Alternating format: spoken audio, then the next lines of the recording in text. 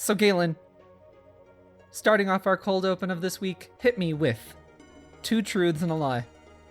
Okay, so I have to tell 2 things that are true, 1 thing that is a lie. Yes. For those who I wish may I had not know not how the game. Yeah, whatever. Go ahead. I don't care. I'm tired, Go ahead. Okay. So I have been on stage with Whose Line Is It Anyway stars Colin Mockery and Brad Sherwood. Mm-hmm. The D-list celebrities of our time. Exactly. I am a world traveler by multiple accounts. What does that mean? That I have traveled around the world. And I play video games. That's a pretty good one. I'm doing the Robert De Niro. That's a pretty good one face.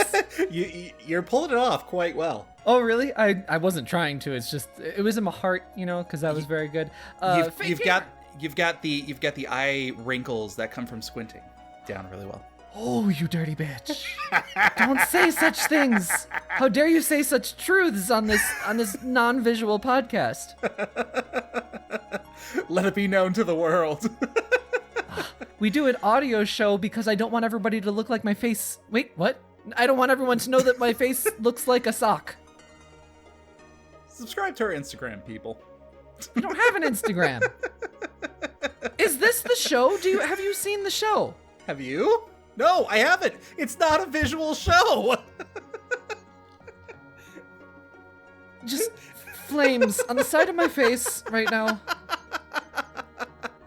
I'm not even doing my 2 truths and a lie. You screwed it up, and I can't say 2 truths.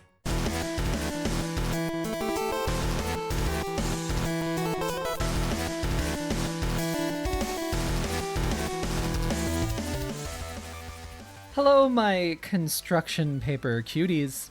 Friends, thank you for joining us today on the Nintendo Everything podcast. Episode, is this 84? This is indeed 84. Great! My name is Oni Dino. With me, I have the PlayStation 5 himself. He's tall, white, and has no price. Mm-hmm. It's Galen. Brought to you by Alienware. Brought to you by Motorola, but we'll get into that later on in the show. Seriously. Yo, we got more details on Paper Mario. Mm-hmm. The Origami Queen? Close enough. I don't see gender that way, so. Don't you turn this on me. What is this? What are you doing? Are you intervening on me right now? Is that what this is? Do you want it to be an intervention? We can make it an intervention. Intervention. You haven't even played video games before. You're just bringing out your own pain and lashing out on other people as a coping mechanism for yourself. You have a problem. You had that locked and loaded. I'm offended. Like, disgustingly accurate. Shut up. All right, well, there's a lot of shit we're going to be talking about in this episode, but if I dare say anything more about it in the preamble, Galen's going to psychoanalyze me like Robert De Niro in that one movie with Billy Crystal. I have no idea what movie you're talking about. Analyze this. Oh, I've never seen it. That's fine. It's just fine? Okay. That's fine. I mean, it's a decent comedy. I always get confused. Wait, didn't they do a remake with, who's the terrible person? Adam Sandler? Yeah, Adam Sandler. Wait, seriously? I know that he did a movie with Robert De Niro along that, or was it Robert De Niro? It was Robert De Niro. Shoot. I know that... Listen, it's fine. All white actors are terrible and look the same, and it's easy to miss them up. Miss him? This is going to be a rough episode. Well, what else are we talking about in this episode? I don't know. Stick around. Guess what? We're a weekly show, bitch. Mm-hmm. Mm-hmm. Episodes go live. We've been doing this for over a year now, and people still haven't canceled us. Yeah. I mean, you first. You would go first. It's true. Even if I were to be canceled, I would put you in front of me like a big old shield. Yeah, but then it would just bounce off of me because I'm way too happy. Happy? Yeah. Bitch, I'm adorable. I'm adorable and I'm not happy. Episodes go live every Sunday, bright and early, blah, blah, blah. We're on pretty much all the podcast platforms, iTunes, Spotify, Stitcher, wherever. Like, if you're listening to us on one, try another one. Screw YouTube. Do a podcast platform.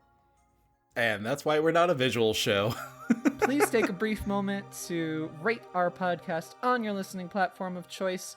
iTunes is a super helpful way to get us out there, recommended by the algorithm gods. Right, Galen? Absolutely. Let's get this show on the road. It's hot, and I just would love to not be talking so much right now. Yeah. Hot. That's how Chicago people will say it. It's hot. Hot. Yeah.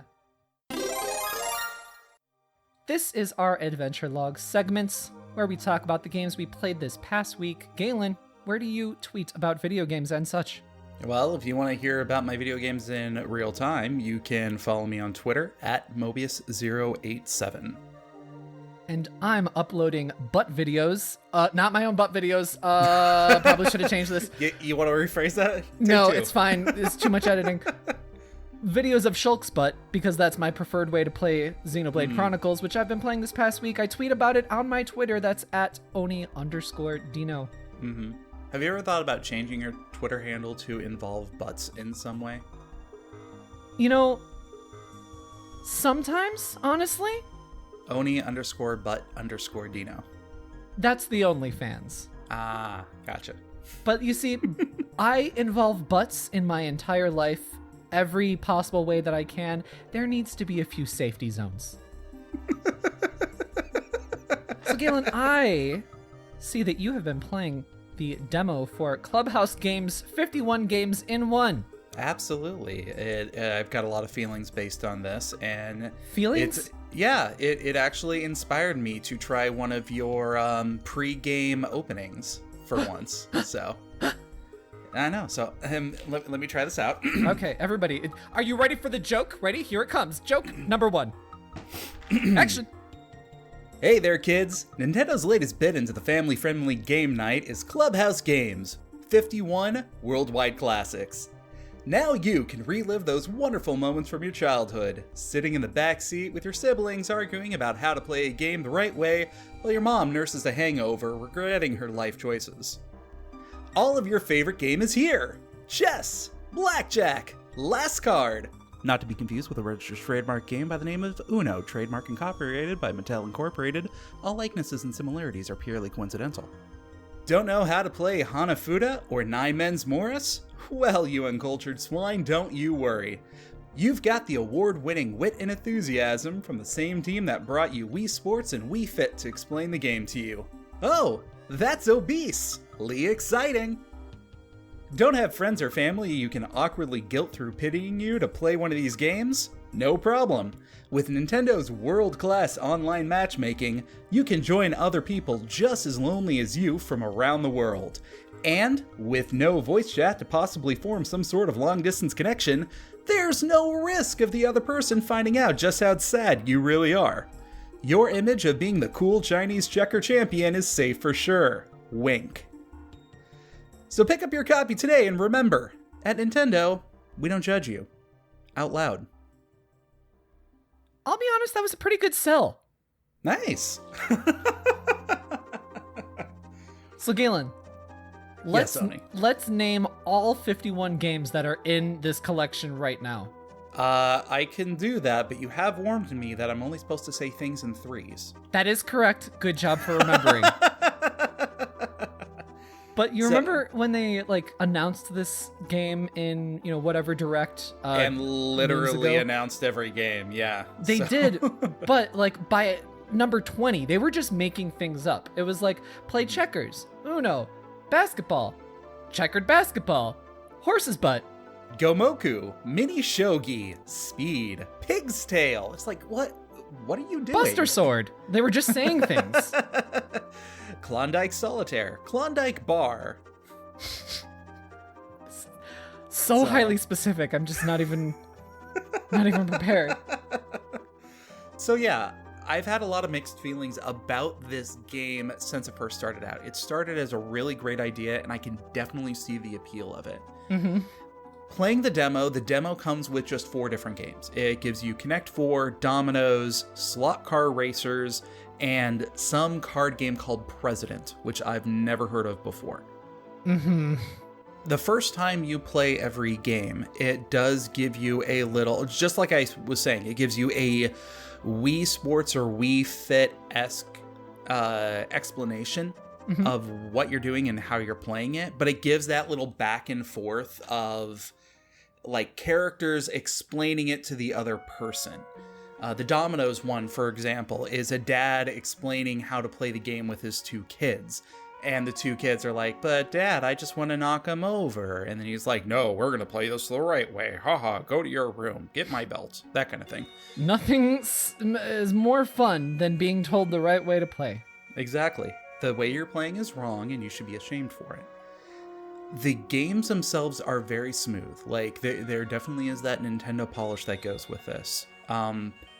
I mean, granted, the games don't have a lot of complexity to them to begin with, so there's not a lot to mess up.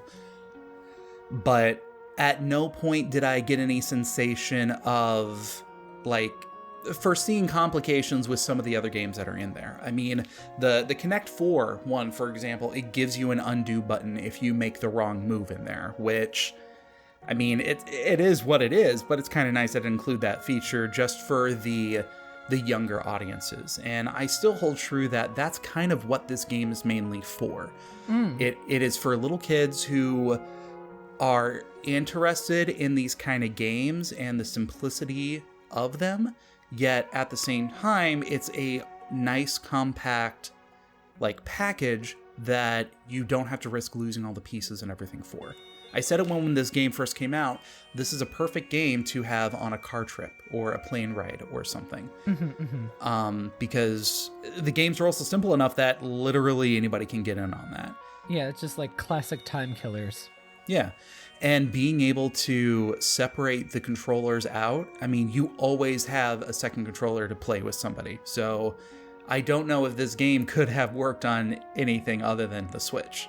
Yeah. Yeah. This is actually, like, now that you're talking about it like this, it's like a perfect concept for the system, but it's just not, like, particularly exciting. Oh, It's just absolutely. highly, highly practical. It's like using your dishwasher as drying racks. Now, I was actually going to purchase this game. I had every intention to, especially when it first came out, and usually when I'm purchasing a new game, I just run it by the wife really quick to make sure that, you know, she's okay and she's not just seeing this, like, massive collection of games starting to fill up. You know what? I'll admit it. So, she brought up a really good point, actually, though, and she couldn't really see the appeal of having the game in this kind of a package. And when I asked her why, and I kind of gave the same reasons that I just gave to you, she went on to say, yeah, but it's not exactly the same thing. And it made me think, and she's kind of right about that. Like, I have younger nieces and nephews who are about the age of, like, 5 or 6 who would totally eat up being able to play, like, checkers. But it's a little bit of a different thing between being able to... there's that tangibility that goes with it of picking up the pieces and physically moving them on a board versus looking at a TV screen and doing it the same way. There's an interesting balance between the practicality of it and the tangibility of it that I think is something that's a little overlooked. And it gave me enough pause to not buy this game right now. So. Yeah, and, you know, I guess also if, say, you go and hang out with, like, little siblings or cousins or something like that, and you're like, hey, I have the puzzle, or what is this called? Clubhouse. I have this Clubhouse thing. Yeah. And then you break out the Switch, you're like, cool, let's play Mario Kart instead. You know exactly. what I mean? Like, can we play something exciting? And I mean, there's also the benefits of being able to use multiple Switches together, but it kind of is like doubling down on the same problems. Like, yes, you could make the board bigger and increase the level of involvement in the game, but at the same time, you guys could also just play Mario Kart together, so... Yeah. What I'm hearing is that this is for an extremely niche group of people, as we assumed. Yeah, this is very much like the Labo audience type niche. Oh, I think it's even more niche. Yeah, I would argue Labo that sold over 1 million for sure. True, and I think this is going to sell very well, but I think the practicality is it's not going to last nearly as long. Because people are kind of going to realize that, yeah, I kind of like, messing with the pieces more than having everything in one package. Mm-hmm. So you need that choking hazard. I mean, if a game doesn't have a choking hazard, why bother? If there's not a risk of death or physical harm, it's not worth doing. Mm-hmm. That's why we live on the edge. Yeah. That's why I do the podcast, the emotional harm. Don't worry, I'll step it up. Well, I have been digging my talons into Xenoblade. I don't know why I said talent. Xenoblade Definitive Edition on the Nintendo Switch. You do have very bird-like features. Mm-hmm. Yeah. Some call me an ostrich. Ostrich? Yeah. I did not know that was how it was pronounced. Did I say it weird? Ostrich? Ostrich? Is it ostrich or ostrich? Do I say words weird? I think this might be we might both be wrong on this one. Oh, you're saying all right, so I just looked up the spelling for it. Brilliant. This is amazing on a podcast. You're saying ostrich, like with DGE, right?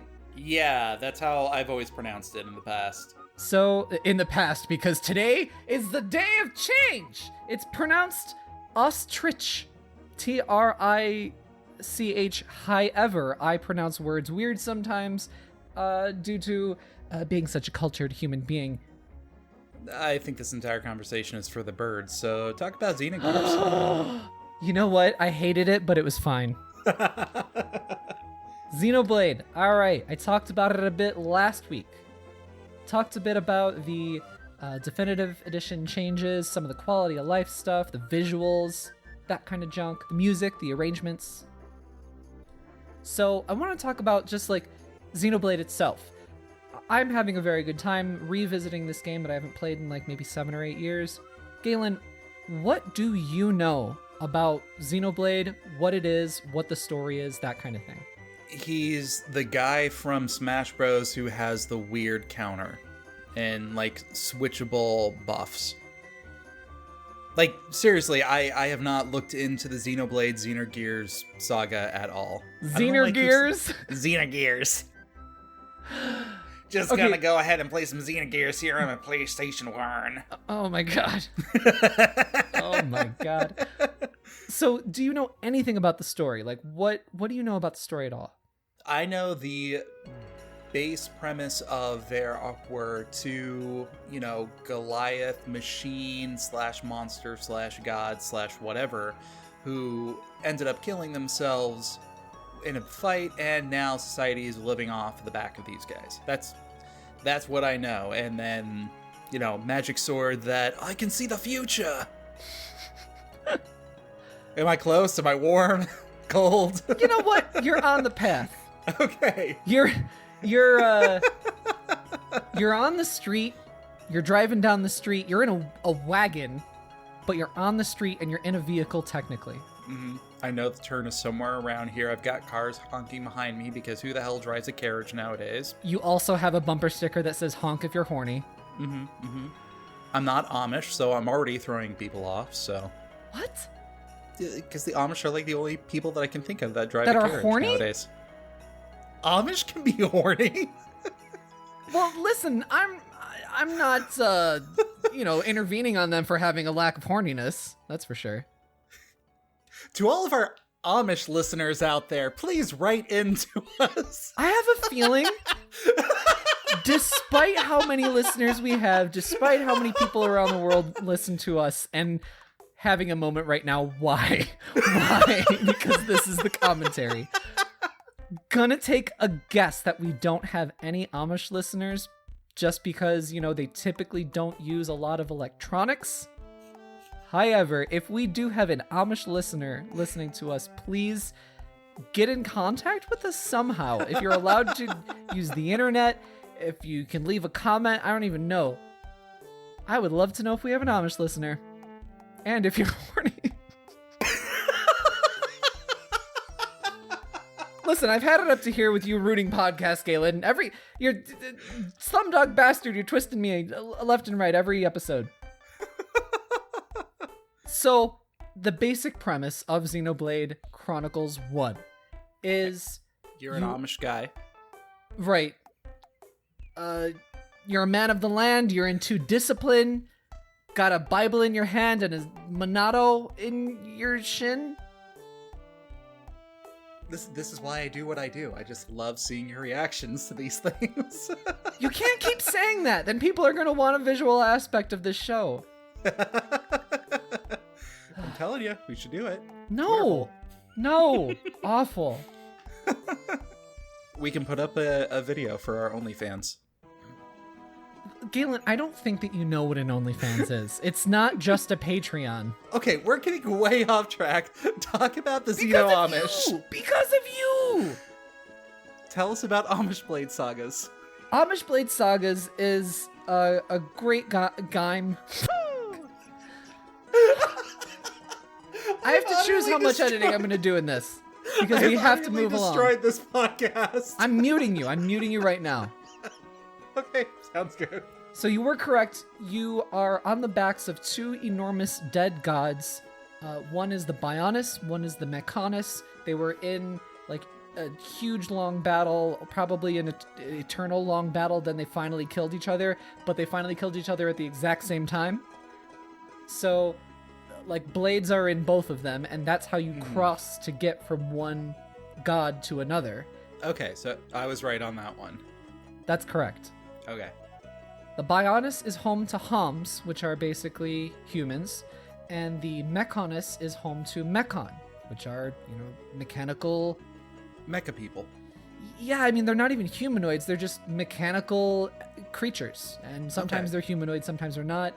Homs and Mechon are sworn enemies, and that's kind of it in terms of story. So there's that, then there's also the legendary Monado, which is the Xenoblade.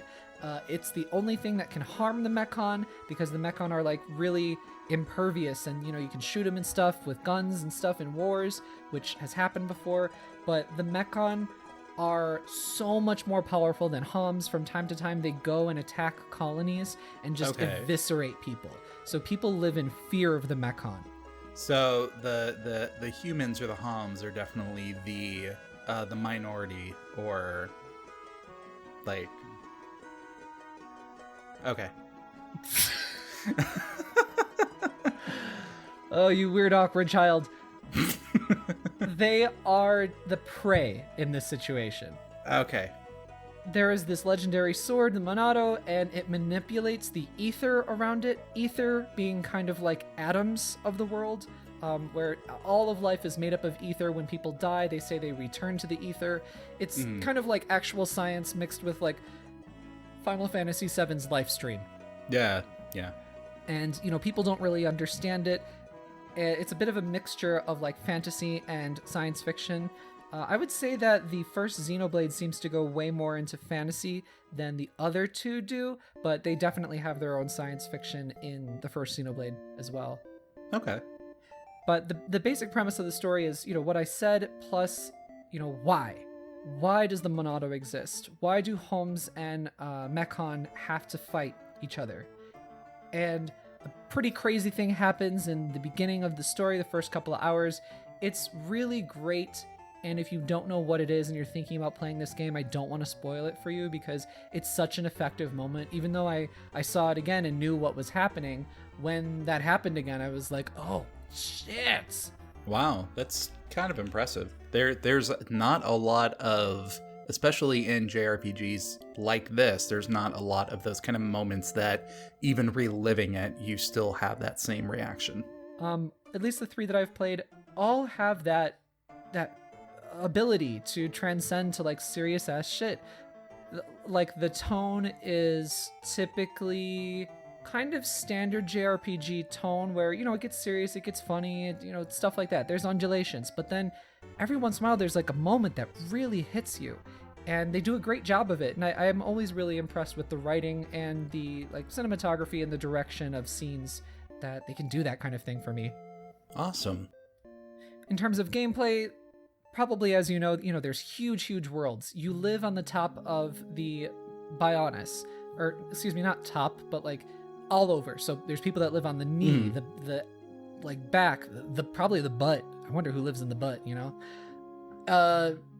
Those are your topic, people. My people, yes. So huge. Would it be really bad if that entire area hold on, was just covered in I'm gonna swamp? interrupt you. Yeah, you're interventioning on me, and I'm gonna intervene on you. Look at me trying to stay on topic, and then Galen is the one. He is the butt licker. I just had to ask that one thing.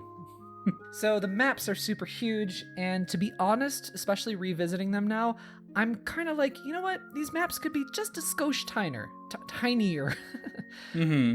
They could be like maybe 5 to 10% smaller, and I think that would really tighten things up. There's a great sense of scale, but it could be just a little more tighter. Did the additions that the definitive edition add, like you were talking in previous episodes, how they included like an auto run feature, does adding those to it help change the way that the maps feel with that timing thing you were talking about? Kind of. So there is an auto run, and I use it from time to time. However, the auto run only is an 8-axis axes. It's an 8-axis run. So you can only run in 8 directions. It's not a full 360. You might be running ever so slightly to the left more than you want to be running, or ever so slightly to the right more than you want to be running. I will put up this video that I captured recently of me running on a bridge using the auto run, and the auto run ran me right off of the railing. And I fell into I don't even think I survived the fall too. I just died, and I was like, for fuck's sake, like, come on. So the auto run is helpful, but not as helpful as I would like it to be. So you're telling me you're not really feeling it? No, I'm feeling it. I'm loving this game. I'm having a really good time with it. I love the visual changes that they've made to it, but that was last episode. You can check last episode if you want me to hear talk about detail about that. But in terms of gameplay, there's traditional side quests, but they end up becoming kind of, what's this word? They end up becoming like kind of morality questions from time to time. So, there's the typical fetch quest stuff, but then there's stuff about like, oh, so-and-so died, and, I need to find his things, and one of my friends died in one of the attacks. Can you please find his hat? Then when you find it, bring it back to me because I want to say my piece with it. Then can you go and throw it from this high point on a waterfall, because that's what we do in my tribe, that kind of thing. And that's lovely. But in terms of morality, there was one specific quest, and you get 2 quests, and you can only complete one of them because of the way things will go. You get this one item that you find in some like waterfall thing, and there's like a love triangle that's going on between the characters requesting it. So there's a lady, and then there's 2 guys. Can't remember their names, but the lady is in love with a guy who's like bad for her and is kind of a playboy, and he's gonna dump her later and that kind of thing. Like you can see through visions, which also Shulk's visions that he gets because of the Monado that can play into quests as well, like this. And this is just a simple side quest that you can completely skip with NPCs. It's not like main characters or anything. Okay, because I think people who are not familiar enough with the Xenoblade series recognize him the most from Smash Bros. And one of his big things that people recognize is, hey, he can see the future and everything like that. So yes. It's interesting to see that mechanic comes into play more than just in battles. Oh yeah, definitely. It affects the story. It affects like the storytelling as well. Like, what is this power that I have? Wait, why can these people or these creatures read my mind even though I can see visions of the future? Like, it really goes into things. It's not just like, oh, I can dodge. It's my dodge sound. I really like the utility of that, and I love games that explore that kind of thing a lot better. Xenoblade games, all of them are fantastic at world building, and they're good at telling RPG stories. They really are. Excellent.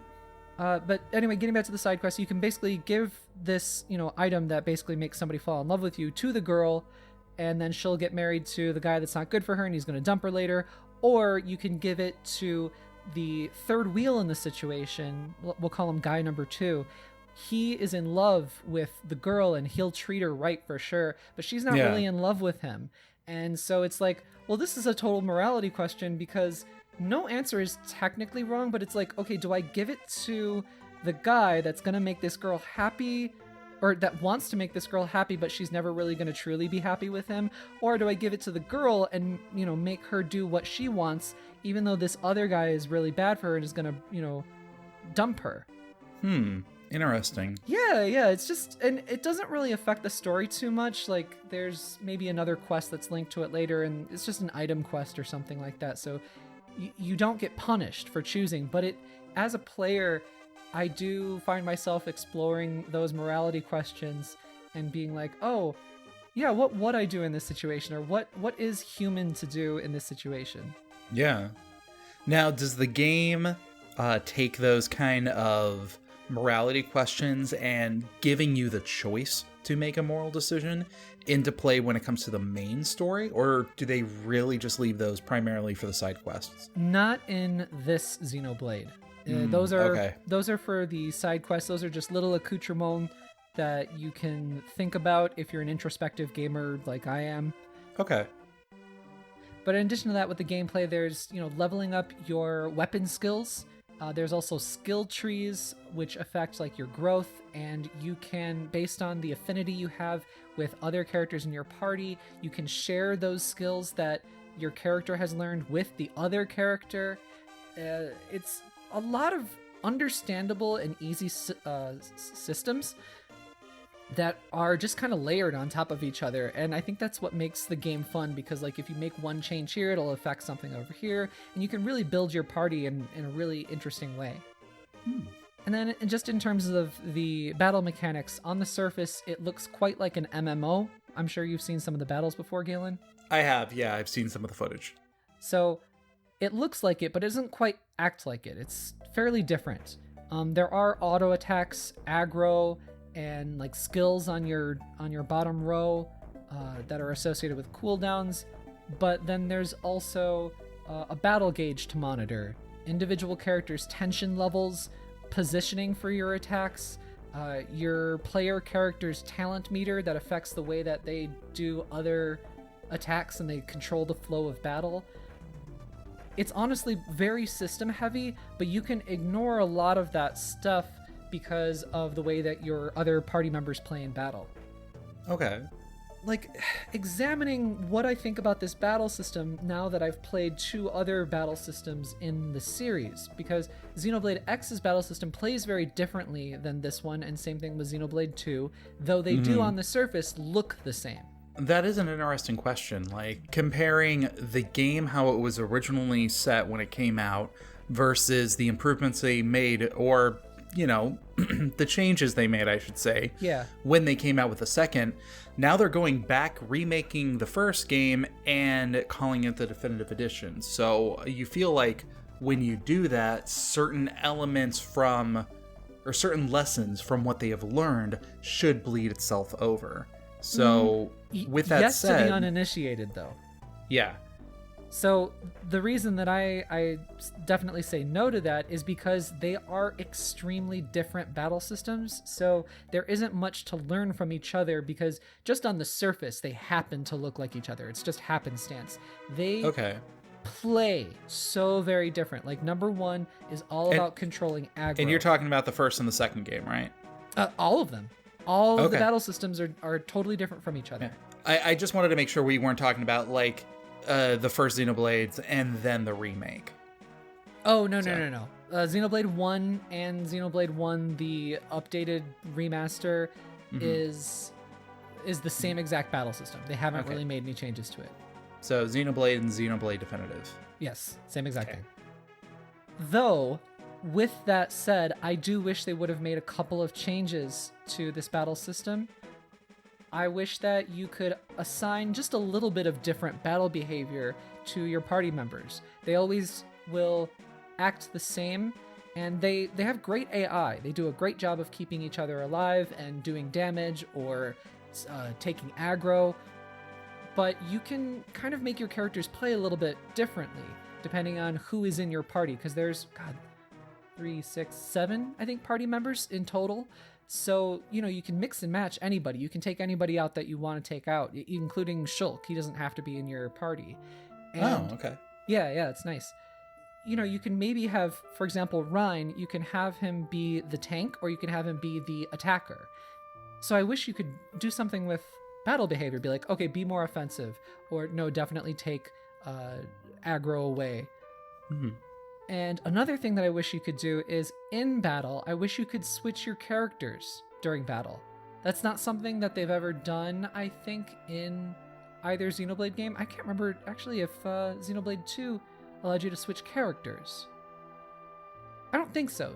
You couldn't switch characters during Xenoblade 2, but you had 3 different blades, and you could load up those blades totally differently, and then you would play totally differently depending on, what your equipment loadout was. Okay. But I'm finding myself in Xenoblade 1 very much playing a lot of the battles out the exact same way. That's why I'm switching up who I'm playing as a character. Charla actually is super cool to play as. She is a medic with a long-range rifle. I thought I would hate playing as her. I think I actually like playing as her the most. So really, yeah, you work on buffs and keeping people healthy, but you also have to manage your own cooldown meter. So, for example, her rifle gets really hot. So each skill that you use makes her rifle get so much percentage hotter, and once it gets to the very top, you have to enter in a cooldown mode, which is basically you have to sit there and do nothing. You can't do anything. So you have to play that part into the cooldown that is coming up, or if you want to initiate cooldown sooner, you play that into your strategy. So that makes all of my battles feel really, really different, as opposed to when I'm playing as, say, Shulk being an attacker, or as Melia, who is also an attacker. So I'm really surprised with the variety of characters and how very different each character plays. That's why I wish I had the ability to switch each character during a battle. Yeah. I may have gone on too long about that, I'm sorry. No, it's fine. So anyway, I'm having a great time with it. Love the way it looks, love the way it sounds. I think we're going to do a spoiler cast on this in the future. Oh, really? Oh, Riri. So I should probably, buy this game so I won't be spoiled by it. Listen, it's over with. I know you're not going to play the game. I've seen it. Shulk has seen it. There are visions, and you do not own Xenoblade. Yeah. Hey, with that said, about 2 months ago, I finally picked up my own copy of Chocobo's Dungeon. Oh, yeah? Yeah. So I haven't played it yet, but I have it. Oh, God. It's sitting there waiting for me to play. Jesus Christ, Galen. What? As soon as I bought it, Snack World came out, and then right after that, it was Animal Crossing, and then right after that, it was coronavirus, so... Oh my god. Just excuses, and none of it is ever your fault. No, it's not. Why don't you tell me about a game that you did buy and you did play with one step from Eden? Absolutely. So, this is a game that has been recommended to me from several different sources. I know that you have told me about it. I've had some of my Twitter followers actually recommend me this game as well. It is a wonderful little indie title developed by a single person who, like me, kind of...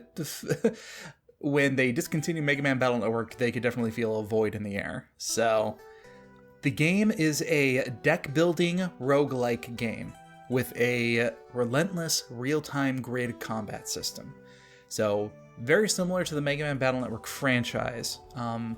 Battles take place in real time, with all of your attack options coming to you kind of randomly, but they're dealt out to you from a deck that you're building. Now, the roguelike element comes into play where you choose one of 9 different characters, and there's only one character for you to play as at the very beginning. Each character has their own special unique abilities, so they are all different. It's not just a costume change, which, by the way, this game also has plenty of as well. Yes. But as you're playing the game, the entire idea is to try to get to Eden, which is this nondescript place that I haven't gotten there yet in the game. Other than that, there's not a whole lot of story that goes along with it. I feel like the developer really focused on putting all of his time and polish into the battle system and making sure that that is what kept the game engaging, which I can 100% say that he did a fantastic job on. So for those who don't know, what is Battleman Expert card game battle? You're hurting me. You're hurting my very soul. Good, it's what I planned this whole time. What is the battle system like? Yes. So the battle system takes place on a 4x4 grid that you can move your character around on. Battle Network actually only had a 3x3, so this game gives you a little bit more room to space to move around on. Your enemy is on a similar 4x4 grid. You're on one side, they're on the other. There's no hopping over onto the other side or whatnot. All of the attacks that you are making are based on your position on the grid. And again, everything is in real time, so you're dodging around attacks, and every enemy attack has a very predictable pattern that goes along with it. There are enemies that shoot in a straight line and then move up or down. There are some enemies that will throw buzzsaws onto your side and then follow a pattern and turn only when they hit a corner or hit something else. So it becomes very much an act of enemy pattern recognition and the skill of being able to avoid those attacks. You could very easily go through this entire game without getting hit once, and that is a testament of your skill in the game. So when you say it moves in real time, it's not like once you move, it's not like a rogue like a dungeon crawler kind of game where it's like you move once and then the enemy moves once. It is not like that. All the battles and everything are done in real time. Now, what makes it an interesting roguelike is that once you are done with the battle, you are given various paths to be able to go on. So when you're finished with it, you get rewards, which are spells or abilities or enhancements. And then once you're done, you have to choose, okay, do you go up or down on your path? And that there are certain icons as to what is along this path that you're going to be going on. Health does not replenish between battles, or not from what I've seen. So, you might need to avoid taking the path that gets you into a fight but has treasure at the end, for the safer path of there's a campfire that you can use to recover everything and recover your health and then get into a mid-boss fight. Or you could just get good. Get good. Yeah. I would like to see you play this game. Playing this game feels exactly like I wanted it to. That's great to hear. This is why I told you to play the damn game, and you're like, the pixelated indie style of the art in the game, the way that the sprites move, it feels like it should be right at home on a Game Boy Advance or a similar console. You can really tell that Thomas Moon Kang, who is the guy who actually programmed and directed this game, he definitely had a vision in mind of how he wanted this game to play and feel, and I feel like he executed that perfectly. Awesome. The entire time you're playing in battles, there is this era-fitting 32-bit synth battle music going on in the background that... I really hope that you can find some and play some in the background because it is hot bopping. Okay, well, if you can find some of it and send it to me, I will put it in already as we've been talking. Done. Fantastic. I don't need to go searching for any more hot bops. I will find that stuff for you. It's very easy to find. So, but no, the game music definitely gets you pumped in the setting for what you're doing in the game. It's very reminiscent of like playing Mega Man X, for example, and the music that they had in the background there. Well, this is great. I'm hearing such good things about it. Yeah, absolutely. A couple of critiques on the game itself. I would very much like to have a little bit more story and a little bit more understanding as to what is going on exactly. The way that the sprites and characters are designed, it's done in a way that you can definitely get an essence of the personality that these people have. And okay, the person who is dothed in robes and, gliding around in an angelic manner with, shooting holy attacks at you, which, by the way, is a person that if you beat, you can ultimately play as. You get a sense of what this person is about, and you kind of want to know more about them, but there's no opportunity for you to do that. I have no idea why you're going on this, path to Eden or whatever, other than the fact of you need something to do in the game. It is random MacGuffin, now go. With that also being said, I had a lot of expectations going into this game with my fondness of the Mega Man Battle Network series. Right. In that game, you are given the opportunity to collect battle chips, which are your spells or your attacks, and build up a deck as you're going into a battle or an area where you will get into these battles. Because of the roguelike nature of it, you don't really have that whole sense of synergy to what you want your playstyle to be. They do have something on there called a focus, which I haven't gone too much into, but essentially it changes the RNG nature of what attacks and drops that you're getting to better suit a particular style. So if you want to focus more on, holy attacks or ones that shoot out giant lasers or healing moves, you can change that focus around.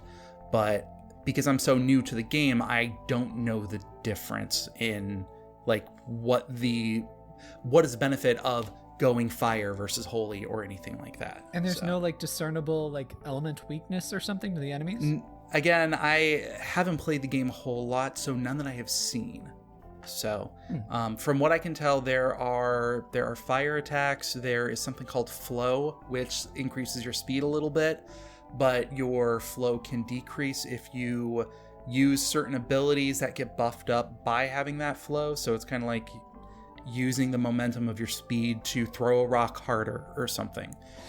It makes a little bit of sense when I say it that way, but when you're right there in the moment and trying to put everything together on the fly and there's no saving your lineup or anything like that, when you die, you got to start over completely from beginning in a completely different way.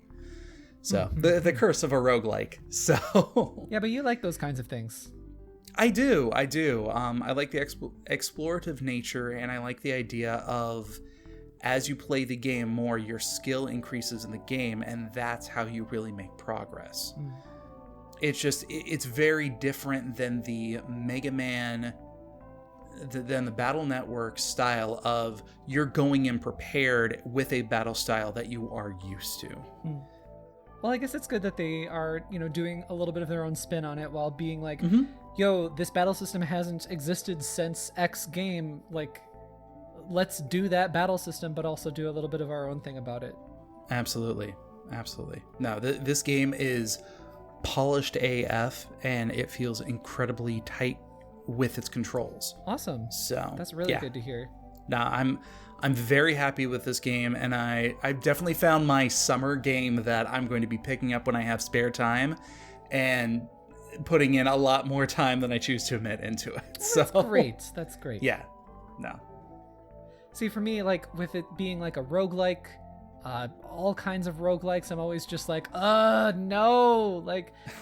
don't do this to me. I want structure. I'm a structure guy in my video games. Every once in a while, I can deal with a little bit of the random element, Chocobo's Dungeon, right? That has a plot. It has a structure. Things are moving in a direction, but between the dungeons, your floor 1 through 40 are mostly randomly generated. Yeah. I feel like there's a difference between a random structure that you're walking into because it keeps the game interesting and exciting versus your entire play style has to change on a dime because it's different every time you start. One other thing I did want to point out about this game, though, is that I discovered that it is 2-player. So not only can you play against another person, but you can also play with a person. Oh, that's cool. Which might kind of explain why there is a bigger base for you to be able to move around on than what Battle Network had. Haven't tried it yet, but I'm very excited to try to find somebody who wants to, endure playing a video game with me. So No, I will not play with you. I know you won't. You've learned your lesson. You've done your time. Oh my god, you're such a bad partner. So many Resident Evil 5s. To be fair, we got through that entire game on the hardest difficulty in like one-hit kill mode. No, we didn't. Yeah, we did. No, we didn't. We 100% did. I have the trophy on my PS3 to prove it. Oh, well, that's embarrassing. I don't think you should say that. You should have the same trophy. We played it together. Oh, that's in the trash. Are you kidding me? So we got news this week. We got Paper Mario, like a deep explanation of what's happening in Paper Mario, Yes, the we Origami King. Mm-hmm. Galen, Yeah, Sony. there was like a 5.5-minute video on YouTube. Yeah, something like that. It gave us a lot of details. It gave us the battle system. I think is the most important thing to talk about here. So as we kind of discussed and hypothesized before, the battle system has a lot to do with these rotating rings around Mario. So Mario, as he attacks, each attack has a different area of effect. Mm-hmm. The hammer is like the 2 rings closest to him in a section. The jump is everything in a straight line in front of him. You're given a time limit, at which case you can move all of the rings around to line up your enemies for the most effective attack. I really like that because it adds like a element of randomness. My worst enemy in a video game. Oh, Oni Dino, what a liar! He just said that he shut up. Adding that slight variability to it just keeps every battle fresh, even the monotonous ones. Mm-hmm. And it also keeps your brain active while you're doing the fight. So you can't just space out and start smashing the A button trying to get through your random battle. Right. You actually have to treat each battle as a mini puzzle that you're getting into, which I really like. I love that concept. I love puzzles and I love RPGs. Exactly. What I love even more, though, is what they are doing with the boss battles. Yeah, that's Now, really interesting. Yeah. Now, they showcased a couple of the bosses that are going to be there, and they're taking a unique 3D object approach to all of them. Like, one of the bosses is a stack of colored pencils. They specifically called them the menacing members of the Legion of Stationery. I was sure to write that down. I completely missed that. I'm glad you wrote that down. I watched that video twice and I didn't catch that. Yes, so in that legion of stationery is like a box of colored pencils, a tape dispenser, probably honestly a rubber band man. leftovers from Color Splash when they did the Thing cards there, probably that. Yeah. But it plays into the narrative, so I'm fine with it. It's just Absolutely. weird, like fighting a box of colored pencils. Like, sure, Yeah. bro, let's do it. But what's most unique about that is that they're completely changing the battle formula around. And instead of Mario being in the center and rotating for his attacks, it's the boss is in the center and Mario is trying to make his way to whatever the enemy's weak spot is. And he does that by rotating the rings around to move in certain directions. So it becomes almost like a maze. Yes, you exactly hit it on the head. What this reminded me of is like those little draw yourself into the maze or out of the maze kind of puzzles that you would get on paper sometimes when you're younger. Absolutely, yeah. I just think that's so cool that I've It's said a new before, thing and they're trying out a new thing and I am all about that. I want to commend Nintendo for trying something new with one of their, more stagnant franchises. So Also a franchise that they have no idea what they're supposed to be doing with. exactly. No, I think this is a great move and I'm really excited to see what they're doing with it in full. especially for the boss battles, because in Sticker Star and in Color Splash, that was the worst part of those experiences. And for example, Color Splash, you would have to have a very specific thing card, and the things were real life things. So they would be like a box fan, or a piece of tape, or a lemon, or a sword, or something like that. Just highly detailed models of real life things in this paper world, which was fun, and it was funny, and it did really cool things. It was like summons, like Final Fantasy style summons, which were really cool. But the implementation of them in like boss battles especially, it was like, okay, you definitely need this, and this. Otherwise, you have to brute force yourself through the boss, and it's super crazy hard. And I am fine with brute forcing myself through an RPG. I'm good at RPGs. But considering this is Mario, like, supposed to be friendly enough for kids and like, not super hard, I couldn't brute force myself through it. So I would have to get to a boss, oftentimes just die, go back, and then find out like via this terrible NPC in a trash can, like, okay, what's the thing card that I need for the upcoming battle? Oh, it's this, and this. Okay, I'll buy those. And then you go back into the battle, and then you beat the battle, and you're like, I don't feel any satisfaction from that at all. I don't feel like I actually did anything. Like, it was a huge time waste. It was just absolutely poor game design. Yeah, absolutely.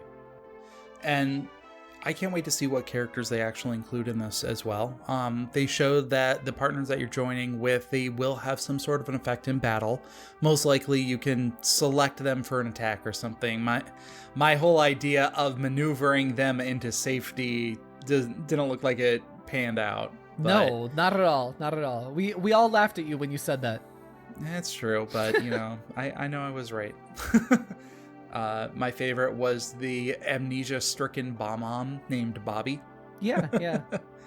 Kamek is apparently going to be a partner. That one really threw me off. I don't know if it's the Kamek, though. You just think it's a Kamek? Yeah, which, I mean, Is there more than one? So here's the thing, is there's Magic Koopas, and then I thought Kamek was like the name of a very specific Magic Koopa, the one that like raised Baby Bowser and that kind of thing. But I don't know. It's hard to follow it, and it doesn't matter. It's so unimportant. Yeah.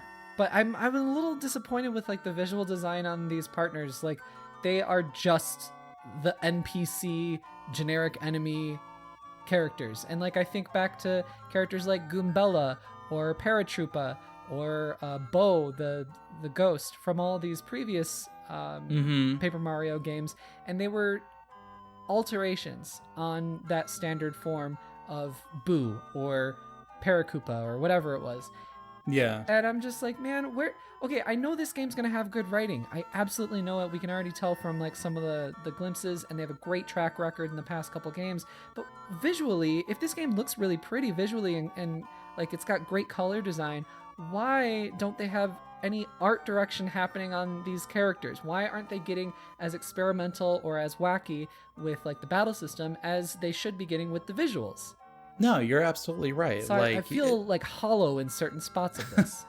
Well, and it kind of sucks because they've proven that you can have great writing and fun character design at the same time. They've done it before, so why are we only getting one or the other? Like, it's weird. Yeah, that's part of the frustration with the Paper Mario series since, I would say since the Sticker Star on 3DS. Just because it's like, you've done this before, and you know what works, you know what people want because you heard the feedback. Why don't you do something sort of like that and something sort of new? Like, everything just always feels like it's like sort of a baby step, and then everything else is being held back. So, like, again, what is this game called? Origami King? It looks like it's going in the right direction, but just like at such a slow pace, and I'm just like, come on, guys. Like, there's no reason for you to be going this slow. So, Oni, I gotta ask you. No. If you could have any party member in Paper Mario that would be unique to that world, what would you want to see? Like, out of Mario NPCs or enemies or something that we've seen before? Yeah. Something that would be fitting in there. What would you want to see? Oh man, I think maybe a shy guy, because I think you can do a lot of really excellent character writing with them. I'm sort of remembering something. I think I talked about this before, maybe when we talked about Paper Mario a couple of weeks ago.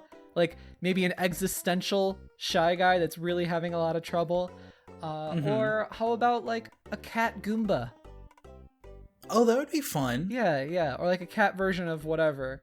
That would actually be a lot of fun to make reference to that entire like 3D world. Yeah, and honestly, like I don't care too much for like just references for the sake of references, but if they did some fourth wall breaking stuff, which I again usually don't like, but like actually wrote it properly, made it like a story thread line instead of just being like, hey, remember this game, or hey, remember that, you know?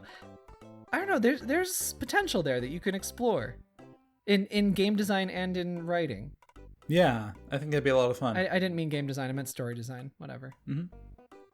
Personally, I would want to see a cynical thwomp who is constantly making comments on the fact that he has no hands or feet. What's he cynical about?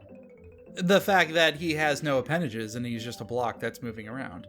You could have like the partner character be like, "Hey, can you hold this for us really quick?" And the thwomp's just like, that's what he said. Yeah, that's it. Oh, maybe Birdo. like, yeah, Just have Birdo in there. Birdo's like a main character.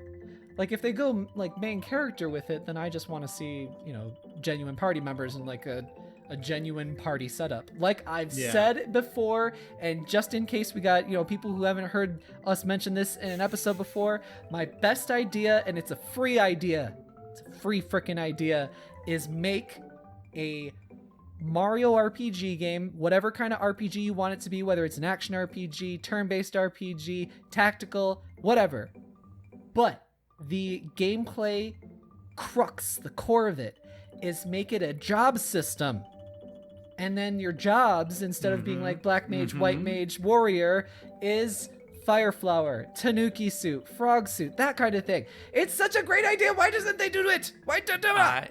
I would love a Mario Tactics game. Put me on that team. I will do it. Yarimasu yo. We do it. So the video did go on a little bit more. It showed a couple of the landscapes that are going to be included in the game. Nothing that really struck out at me. I did like the one how they said a ninja-filled mansion was one of the places you were going to go to. But other than that, they all seemed very generic, to be completely honest. Yeah, yes, but they didn't look like generic Mario levels so much. So I don't know. I don't feel very much about it, but I did notice how it's not just like, okay, you're gonna go to the Mario Sand level and the Mario field level. Exactly. They were slight variations. It seems like those are environments that could be in a different game even. So yeah, that's fine. Yeah. That's cool. Yeah, I mean it's cool to know what we're going to be chasing, which, by the way, is literally the end of the ribbons that are sticking out of Peach's castle. Yeah, that's interesting. I kind of like that. Yeah, it's different. Plus, it gives a very unique aesthetic to the game where you always know if it gives you the option of going to a particular goal first. I like the color coordination to that on this is the path you are going towards. Yeah, I hope that it plays into the visual design because like visually the game looks great. It's very, very pretty. They also showed off a big mixture of like traversal, battle, and minigame mechanics. Tons of mini games. There seem to be tons in here. Everything from quiz shows to boating down the river to I think there was a airplane shooting one at some point. Yeah, and then there was also like a shooting range as well. Yeah. So there's lots of stuff in there, which is good. You know, varies up the gameplay. You also want to be examining your environments and paying attention to things because you're going to be finding a lot of toads. Oh yeah. And you know, they could be, because they're paper, they're folded up as whatever, they could be hidden as stuff.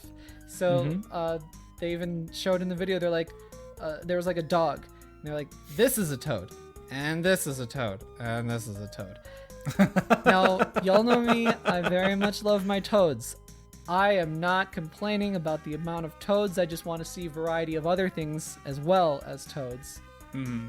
Well, they did showcase a lot of, like, or allude to, I should say, a lot of trophies and things like that you could try to achieve for, and I think those are going to be linked more towards the mini games. Yeah, I think it's more of a collectible thing anyway. Yeah. So, but it does seem like the toads are going to have some sort of an effect on the battle system. Oh, yeah, because they did show the toads in the stadium as you were finishing a fight. They were throwing in like items and extra coins, and yeah. So I like the game that gives you incentive to collect something because it's going to make your gameplay experience better. Right, right. Now, we didn't see anything about like experience points and leveling up and stuff. Mm-hmm. And there is something to do with durability in there as well too. Okay.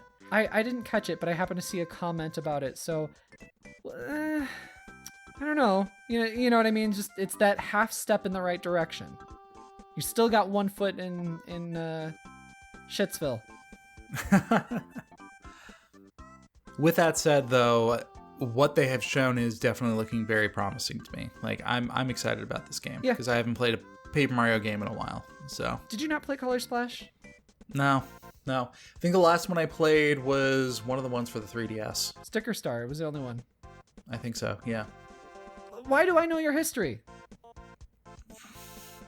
Because of process of elimination. Or because I'm smarter. Sure. Let's move go on with that one. Let's move on. Let's end on that note. And Galen, why don't you... Okay. No.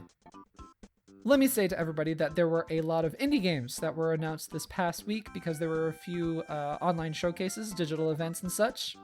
Mm-hmm. Galen and I figured that we would talk about one in particular, though, since we've already got a lot to talk about in this episode. We're already running a little bit late. Let's try and run through this real quick. Yeah. Do write into us, though, however, if you want to hear us talking about a specific game that we haven't covered or you want us to cover, write into our email, nintendoeverythingpod@gmail.com. Absolutely. Give us your recommendations of games you would like our hot takes on at nintendoeverythingpod@gmail.com. What is this, 2019? Hot take? Come on, man. And go to nintendoeverything.com to see all of the games that have been announced this past week and stay connected to our website because we're going to be covering every announcement that happens this month. So, Galen, why don't you tell us about a game called Windbound? Yeah. Now, technically, I feel like this is a game that has been announced a little while ago. I think they announced it back in April, but this is the first time that I really saw the trailer and was reminded of this game. And for those who don't know, this is a game that is developed by Deep Silver, which have done quite a few Switch games. No. Or published by Deep Silver. Yeah, published by Deep Silver. It's developed by Five Lives Studios. Yes. But yeah, this is I think they described it as an action survival game. This game, the best way I can describe it, it looks like a mashup of Wind Waker and Breath of the Wild. Yeah, it's very, very true. Yeah, there is tons of scavenging around for parts. There is construction of vehicles and tools. The combat system, there is like a wait for your moment to attack, dodge, and then attack. Kind of like how Breath of the Wild was. Art direction wise too, like not just in mechanics, but art direction looks very much like Breath of the Wild. Absolutely. There was a freaking hang glider in there. I was gonna say that. So I was watching the trailer and I was like, okay, it's clearly inspired by Breath of the Wild. Okay, yep, the art direction as well. Okay, even the character model. All right. And then there's magical stones. Yeah, just like Breath of the Wild. And then the main character jumped off of a stone and like just lifted up like a near identical paraglider, and I threw my head back in laughter. Same here. But no, I mean the game. All of these things that we're saying about it, I can't necessarily complain because I really enjoyed playing those things on Breath of the Wild. So yeah, I can't give fault me a new games setting for that kind of thing.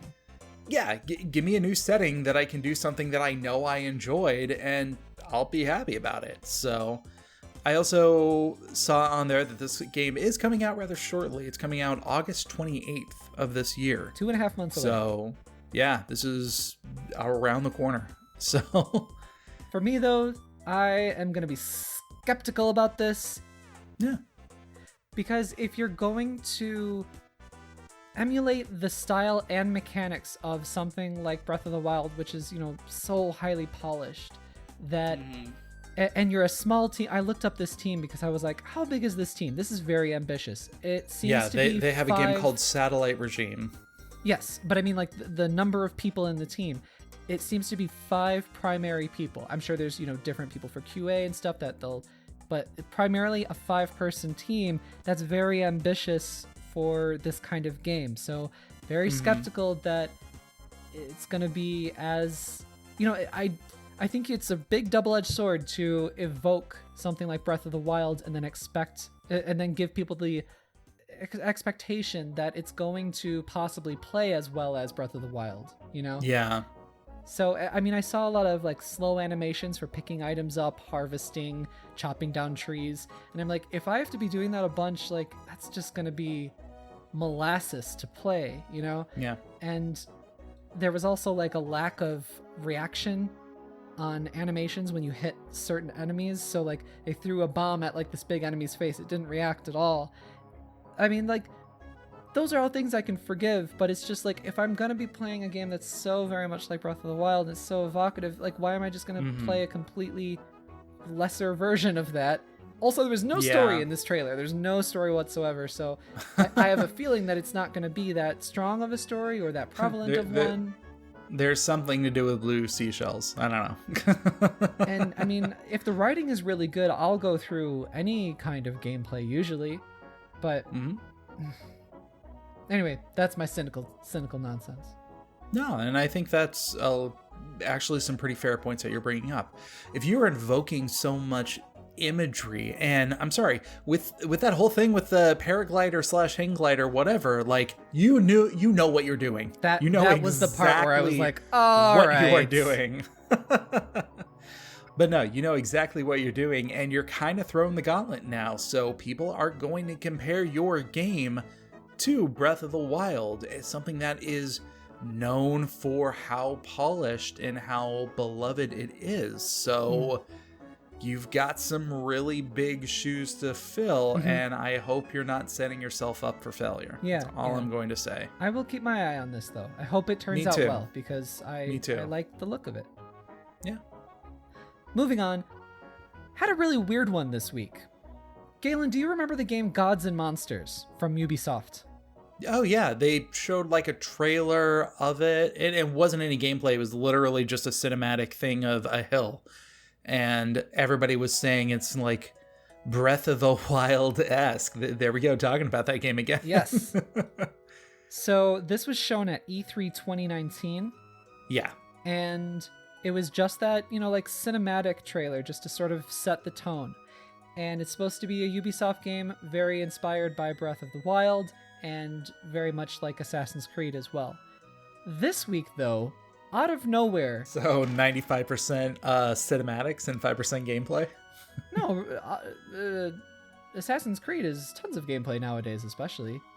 I was talking more about like their latest trailers and whatnot, but yeah. Oh. By the way, there was no gameplay in that trailer. No, there was not. Yeah, so you lied and you're a wrong person.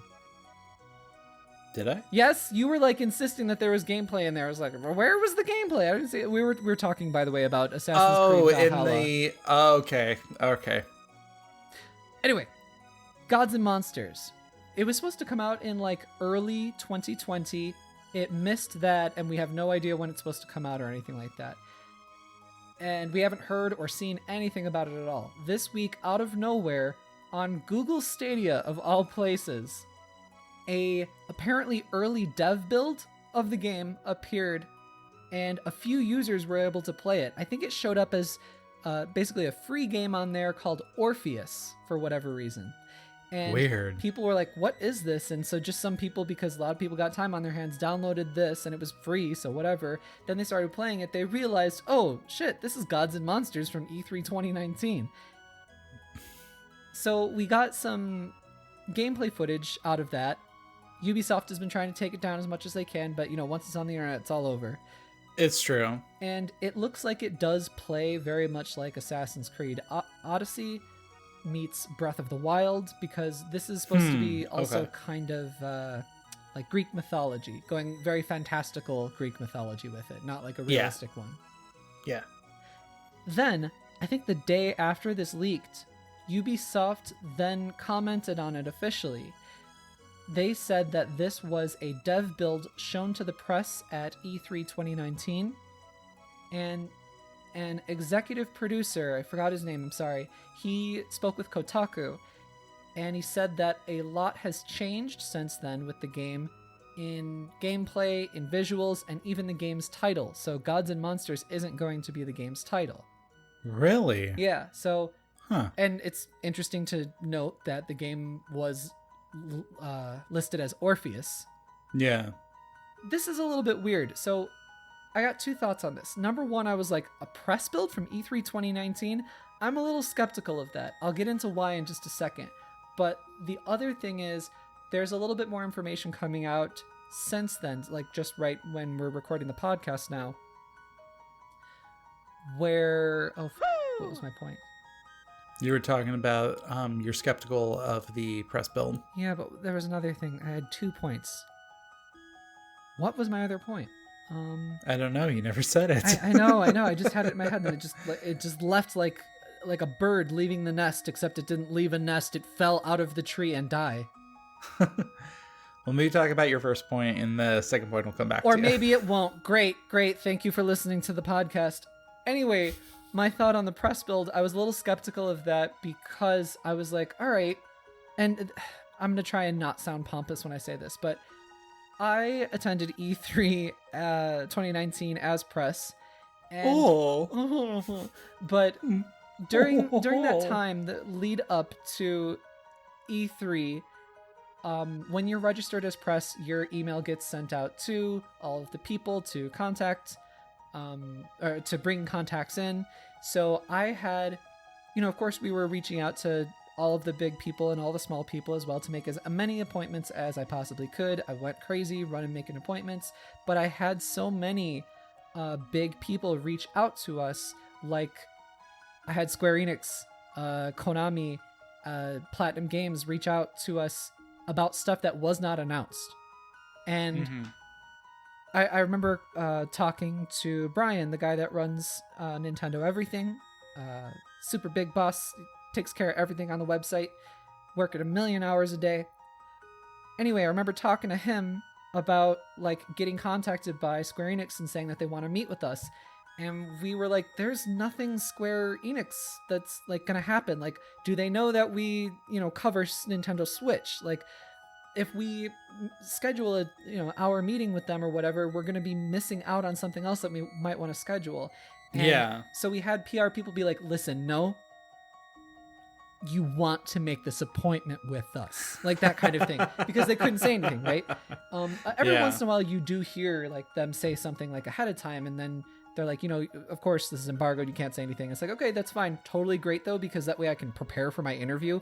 Otherwise, like you just have to kind of be like, what are they going to possibly talk to me about, and try and write down some questions ahead of time, try and think, on your feet in the moment. But anyway, all I'm saying is that apparently this was a press build, and I'm not just saying like, well, I was not contacted. That's not where I'm going with this. Where I'm going with this is that nobody else, other members of the press that I had talked to that were in bigger outlets, like Kotaku or something like that, even after this game has been announced, I didn't hear anything about them doing a press showing to certain members of the press. Yeah. So that's why I was a little bit skeptical of it. I mean, it could totally be an E3 2019 thing. Oh, I remembered my second point! Yeah, see, there you go. I told you. Booty claps. Quick, tell us your second point. Quick. Okay. It's, oh no, I'm jinxing myself. What did The I last say? thing you That just made me remember it. The last thing you said was it was an E3 2019 thing. Okay. Hold on. Let me just write it down. Lies. Okay. The reason I was skeptical of that is I was trying to think like, okay, is this PR spin for, just kind of covering themselves how this ended up leaking, right? Because this is weird. Yeah. But some people have mentioned, I forgot where, I think maybe it was even on our website in the comment section about like, oh, well, it makes sense why you would want to, make sure that it runs on Stadia. And they probably just didn't put up the right, privacy things on it. But you want to not put up your actual game, but you want to put up like an early build of the game or something like that. So it makes sense why this would kind of happen. And as I was thinking about that, I was like, oh yeah, that does seem to be fairly logical thought. Compared, or not compared, but like considering my lack of understanding about how Stadia works, because Stadia.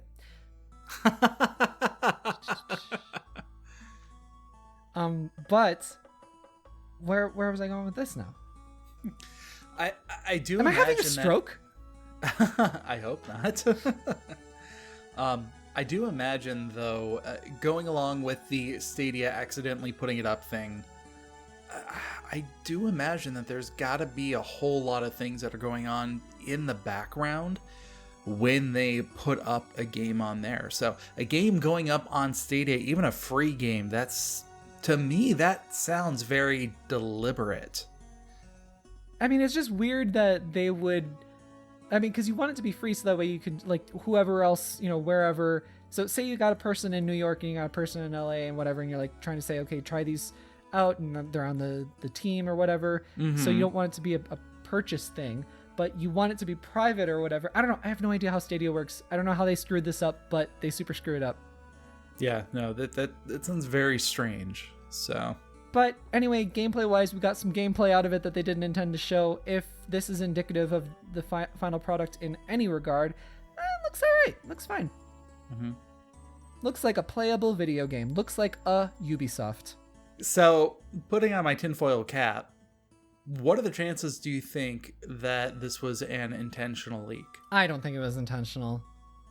I mean, Ubisoft does do a bunch of super, super dumb stuff for their big games ahead of time that, you could be subversive about it and be like, are they actually... We talked about this a couple of weeks ago. It was with a copy of a game that we've shown nothing for so far has come out. I hope people don't say the wrong thing about this.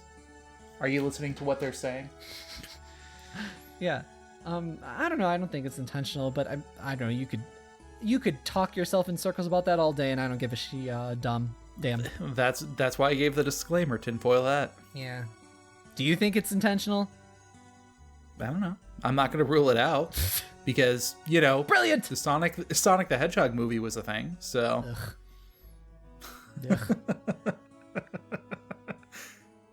And then lastly, it's time on the Sony Everything podcast for Sony Dino.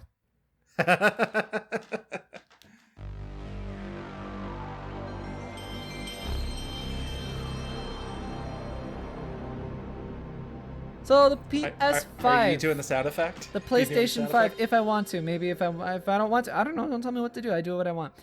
PlayStation 5. That was revealed this week. Yeah.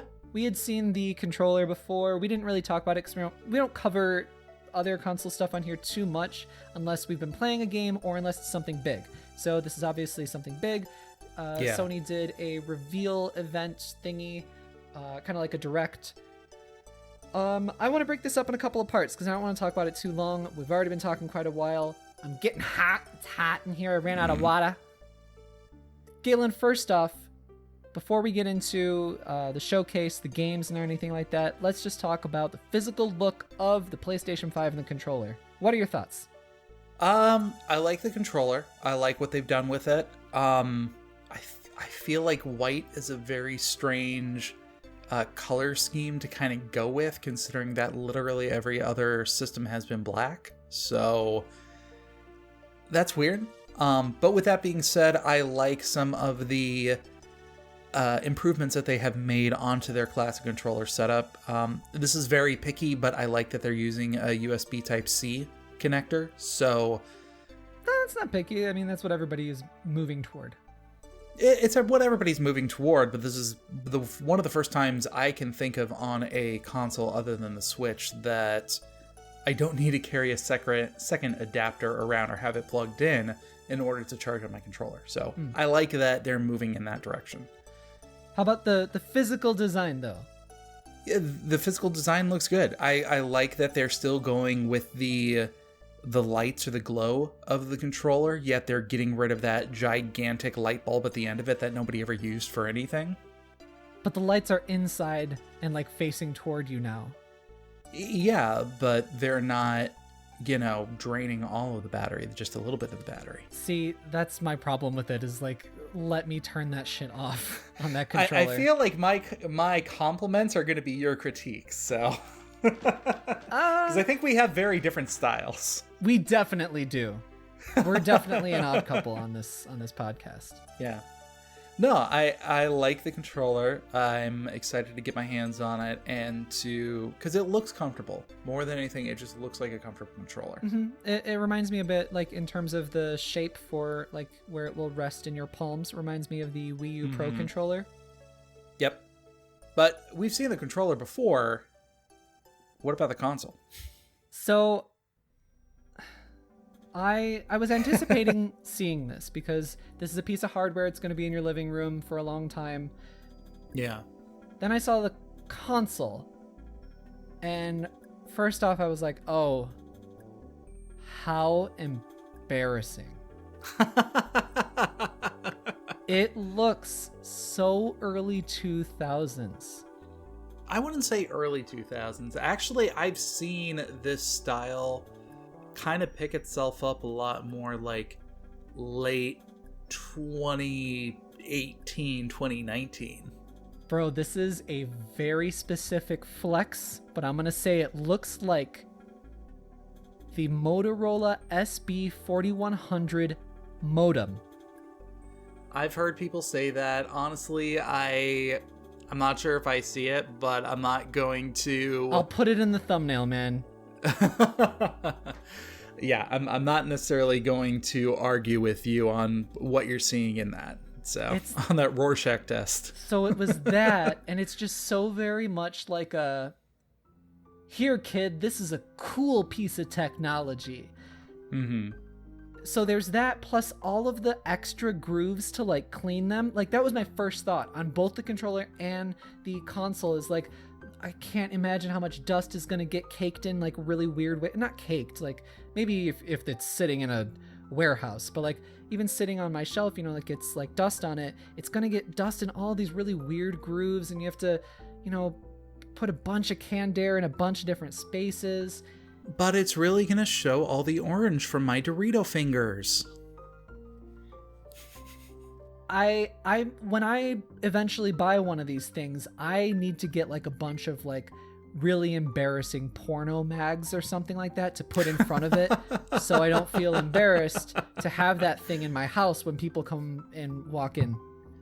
I think that is a very strong critique of it, but I will definitely agree, like, the design of this console is something that screams gamer, but it screams from a PR manager. Galen, it is the console equivalent. It's like if your stupid laptop that I make fun of all the time fucked a Motorola modem. Again, with a Motorola modem. Yes, well, that's what it looks like. Okay, you know how... All right, a little bit of Oni Dino and Galen lore here for all of our lovely listeners. Galen has a laptop that he's had for a very long time, and it's like specifically modeled after a jet engine or whatever the hell it was. You can tell this better than me, but I always forget that he has it, and then when I see it, every time I see it, I go, ugh! So it was a 15-year-old laptop that it was the Asus G73, and yeah, it was specifically modeled, quote, after a stealth bomber. So there are lots of angular grooves, and the exhaust fan looks like a bunch of exhaust engines or something. It's ostentatious as hell. This console looks like the console version of what a gaming chair is to chairs. I see that. By the way, I hate those quote-unquote racing gaming chairs. I hate them. Yes. They are uncomfortable. And then put that right next to a like ergonomic chair for, sitting down like at work or whatever like that, those, expensive chairs. And that's exactly what this console looks like compared to the PS4. And like, I'm pretty neutral on the PS4's design until like today. Now I'm like, you know what? PS4? That's a nice looking console. Simple, sleek. It's weird to me on their decision-making process as to why they are switching over to this, because, I mean, idealistically, you're going to be putting whatever gaming console that you have in some sort of entertainment center or something like that. It's going to be kind of tucked away regardless. But the way that they are designing the system, it's almost like Sony wants you to make it some sort of like centerpiece or showcase piece. And I hate that. I hate that so much. It's definitely not my... It's a very immature approach to it. I will eventually get one of these. I usually end up getting like a PlayStation around the time that there is either a price drop or a slim version or something like that. Hopefully there's a redesign for me. Well, and I did think it was very interesting because they announced that they were coming out with 2 different units, one with a disc drive and one that was a digital only. Mm-hmm. So, which the consoles had 2 different designs to them as well. Not really, no. They just had less of a slope where the disc drive wasn't physically at. Yeah, and honestly, I kind of like that asymmetrical... Is asymmetrical the right word? Anyway. The one with the disc drive? Yeah, I like the one with the disc drive a little bit better aesthetically. So... Let's talk about the show and move real quack. Real quack. Quack. Oh, hold on. Yeah. I gotta do my Donald Duck voice. Let me get a drink of water. Ow! Shit! I hurt my knee. This is the host of our show, ladies and gentlemen. All for a Donald Duck bit. Let's move really fast into Resident Evil.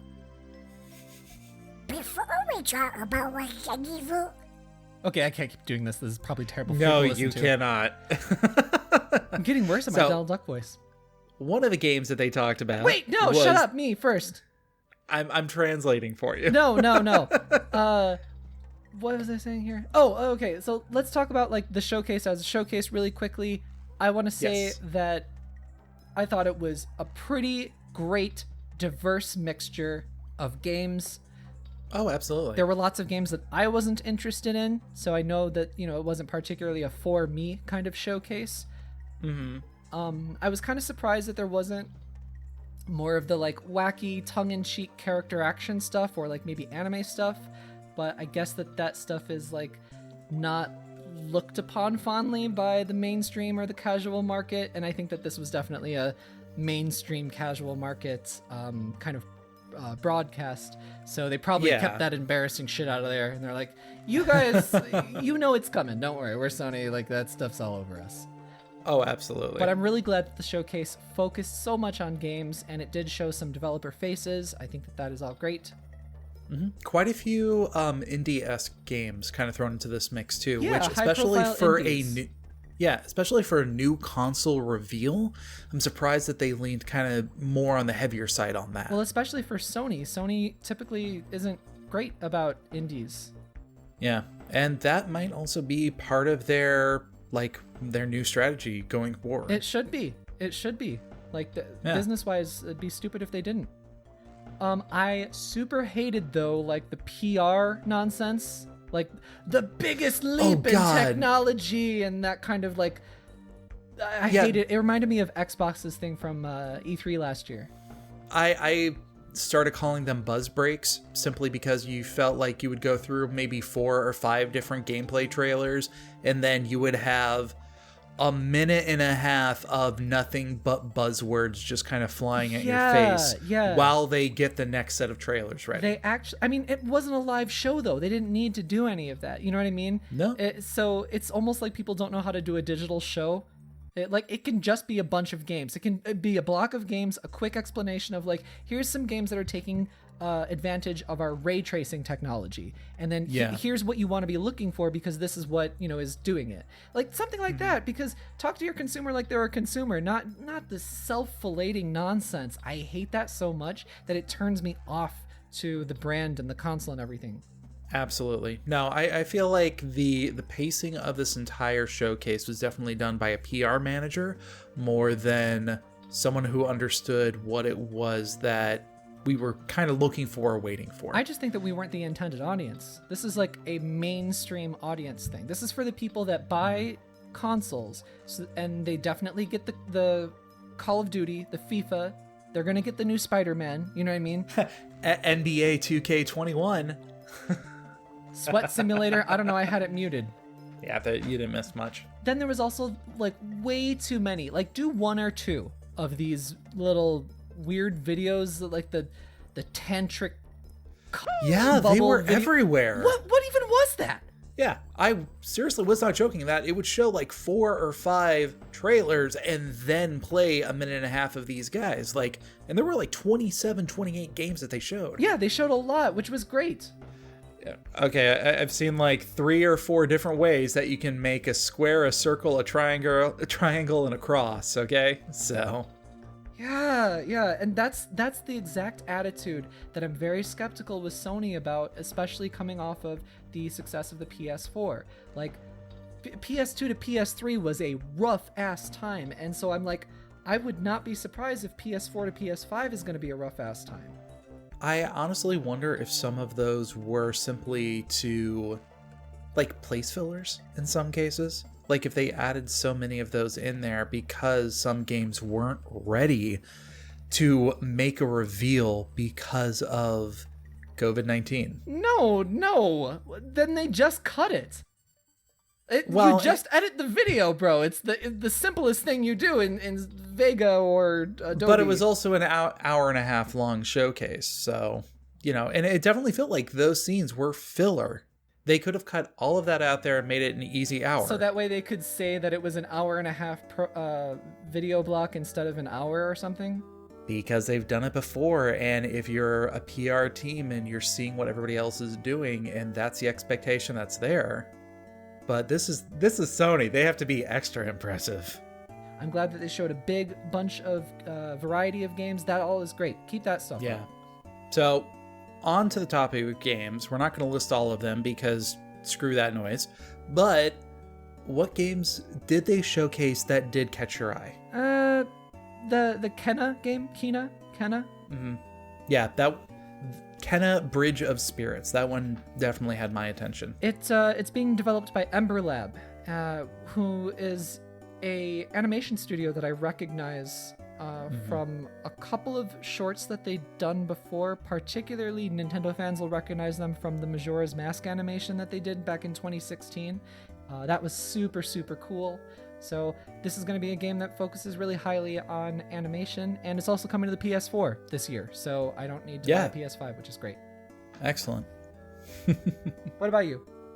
I was really surprised when they were going over that, I think it was called Goodbye Volcano High, which I just wrote a note down as Dino Furries, the video game. That is going to be a really good game for a whole bunch of queer 13-year-olds, and I hope it's great for them. I really hope it is, because they need it just like I needed Final Fantasy VII then. That game is definitely playing to its audience, and I applaud them for doing that. Yes. So I will never play it. Yeah, but since I am not a queer 13-year-old, I kind of took a look. Yeah, I just took a look at it and was just like, what? Backtracking a little bit in the show, I am kind of excited for the new Spider-Man game. Like, I really enjoyed the first one that they came out with on the PS4, so I'm excited to see that franchise make a continuation. nice to see some actual gameplay for Ghostwire Tokyo, even though it was not presented by the sunshine of the internet. She's off that project now. I know. She left Tango Gameworks too. She's what's her name? Ikumi Nakahara? I don't remember. Think Naka so. something. Yeah. But man, Ghostwire Tokyo was such a letdown for me. Mm-hmm. It's in first person. I don't know if we knew that before, but no, we knew nothing of the game beforehand other than it looked creepy. As soon as I saw it was in first person, I was like, no. And not only that, but the hand animations and everything that they had in there, they seemed very robotic. It didn't feel real. It didn't even feel like in an artistic sense from what I was seeing.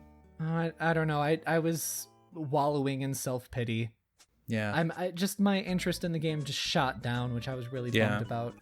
I mean, with that being said, Bethesda said that they're going to be doing some sort of showcase of their own or something, even though they really shouldn't around this time. Yeah. But I'm sure they're going to go over more. Exactly. Just release a couple of videos on whatever is the games. Don't do a showcase. Like, do like the Paper Mario thing. 5.5 minute video on that, highlighting it. That's it. Exactly. I'm excited to see they're doing a Horizon Zero Dawn sequel. Reminds me that I had to beat the first one. Yeah, same here. I'm glad though, because that's an IP that deserves to, probably keep going. Absolutely. I was really happy that there were a lot of new IPs in this showcase. That was great. Correct. Even though some of them had really weird names. Or what is a not even Returnal? names. Oh my god, that was the worst name. I bursted out laughing after that. The Returnal. I was like, the Returning, the second Returnance. Yeah, basically. There was also a moment, like, they were talking about ray tracing or whatever and, like, loading super fast. Then they showed the Ratchet and Clank game. Mm-hmm. And they're, like, zipping everywhere and they're blasting through portal and new world and new world. And I started slumping back in my chair and I was like, oh, fuck. Like, is this what ray tracing in the new PS5 is going to be? Is all of this crazy zip zoom... constant zoomers, we can't pay attention to anything for more than 5 seconds kind of gameplay? Because oh my god, I am an elderly person. Has anyone seen my walker? So here's the thing about that is I wasn't even paying attention to the ray tracing and everything like that in that Ratchet and Clank trailer. What I was paying attention to was how long they stuck in between the different portals and everything. It was like 5 seconds. It was like about 5 seconds or so, but it seemed oddly specific to that of a loading screen. And granted, I'm extrapolating a lot into this because this is, of course, a curated trailer. And you know nothing. But one of the big boasts of the PS5 was the fact that their SSD, or their internal memory, is going to be so fast that it can load entire worlds within that same kind of time frame.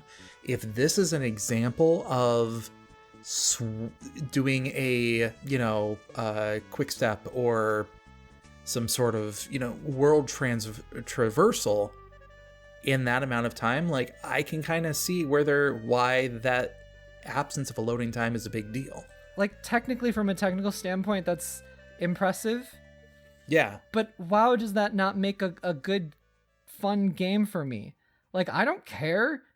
Like, it's just like saying you could highlight all of the pores on somebody's realistic face or individually animate each grain of rice as a piece of rice falls out from a broken bag. I don't care. Don't do that. That doesn't make it better for me. Like, that's the kind of shit that leads to bad development scenarios, where people are overworking and stuff. Like, true, but I feel like this is a good example of what you can kind of do and what you can kind of expect in games going forward. If this is working the way that I think that it is, then wow, okay, I see the appeal of it now. So it's not appealing to me. It's the opposite of appealing.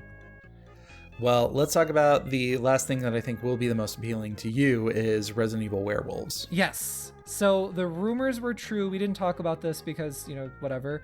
Resident Evil 8, maybe a month ago now, there was a couple rumors that came out. One is that Resident Evil 4 is getting remade, And then another one is that the next Resident Evil 8, is going to star witches, not star, but have witches and werewolves in them. And it was supposed to be Resident Evil Revelations 3. But then something about it, they were just, because it was, weird and dark, but then something about it, they were like, well, this is getting too big, or this is getting too much whatever, let's just put a main character in it and let's just turn it into Resident Evil 8. And then when we saw Resident Evil 8 and it's werewolves and shit, and so that seems like all those rumors are pretty close to being true, if not already true, About halfway through that trailer when I was watching it, I caught a glimpse of, they had the umbrella icon on like some tiling or something like that on the floor looking through a window. And it was only up there for like the briefest of moment. And that was the time when I went, ooh. That's what they want you to do. They want people to go, oh, or whatever, for the hype. By the way, Public Enemy, don't believe the hype. Just like Public Enemy, all right? That's what I'm saying. It's a song, Galen, you uncultured shite. Anyway. It's the only thing that I could expect from AAA gaming. Jeez.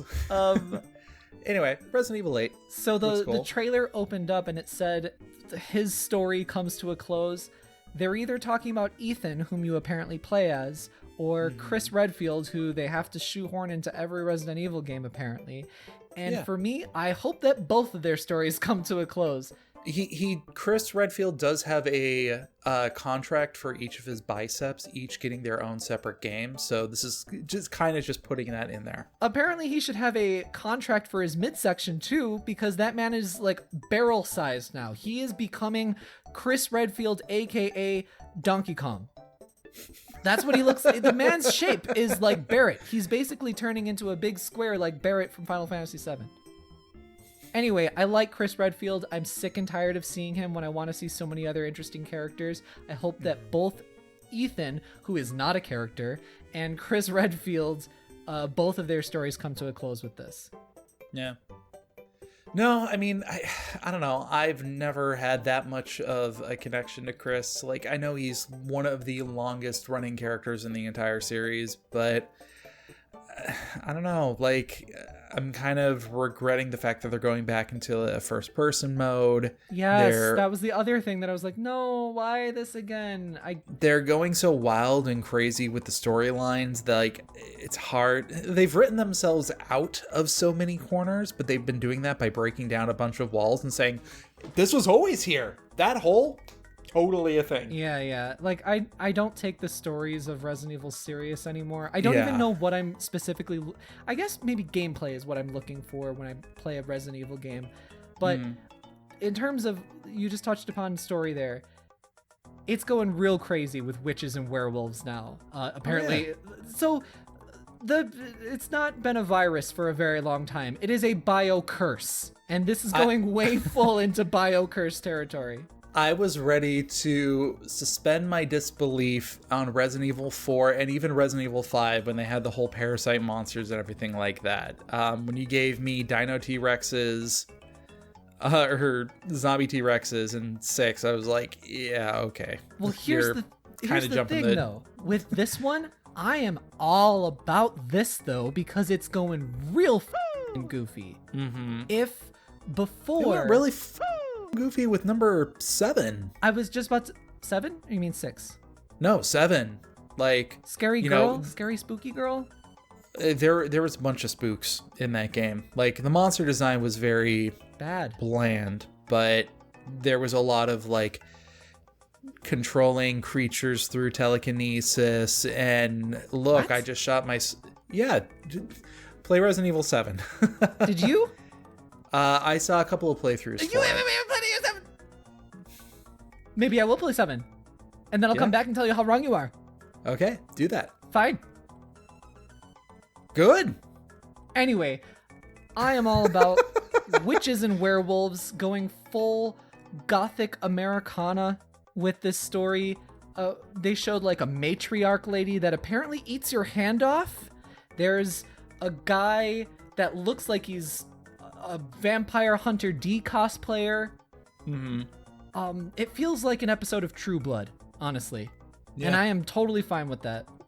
You know, it's interesting to me because I just remember back when they were doing Resident Evil 4, the original design seemed so creepy with the way that they were changing things up that they said, this is so crazy, we need to make it a different game, and it became Devil May Cry. And then they went ahead and made the Resident Evil 4 that we got. Well, they made 3 more of them before we got the Resident Evil 4 that we got.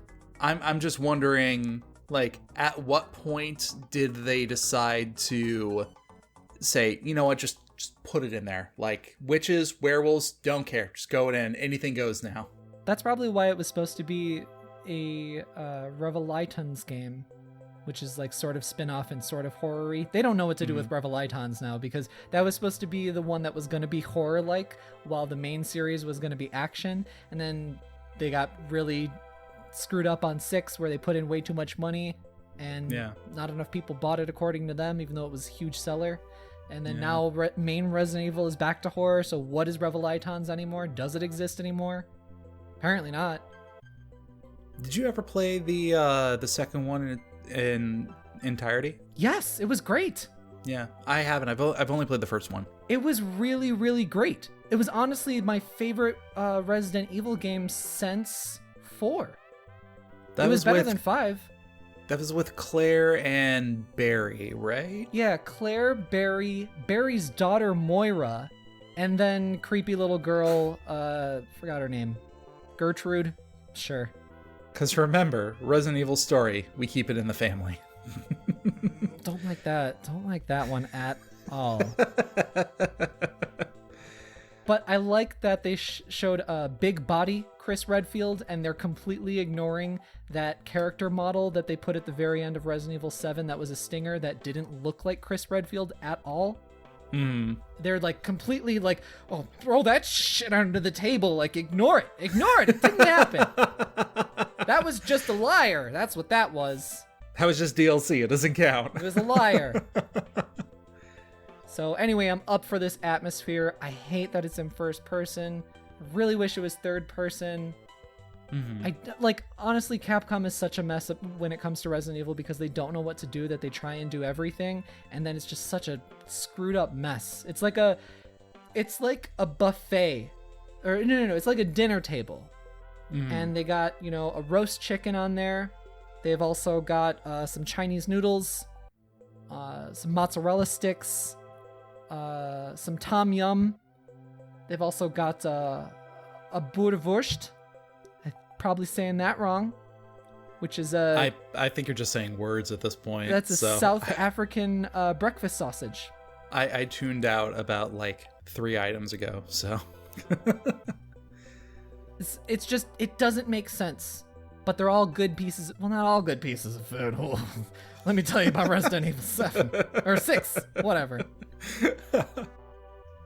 So did any of these games seem to speak out to you enough that it would affect your decision on getting a PlayStation 5? Like soon? Obviously you're not the kind of person to get it like as soon as it launches or anything. No, and especially because we don't know the damn price.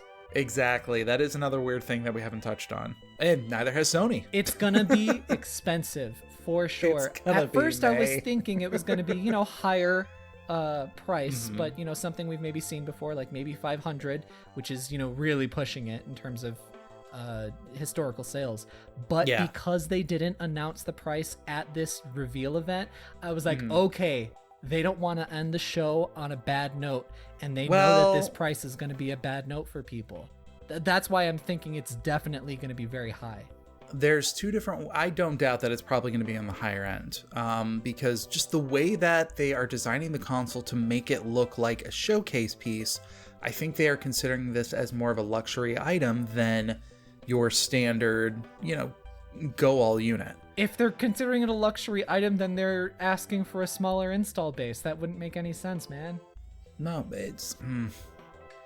With that said, there's 2 ways that I'm looking at this personally. Either A, they're waiting for Microsoft to announce the price of theirs and then making a statement to correspond with it, because they've had a history of kind of doing that, of waiting for the other people to show their hand first. And when they haven't done that, it's really, bit them in the ass. I'm looking at you, the PS3.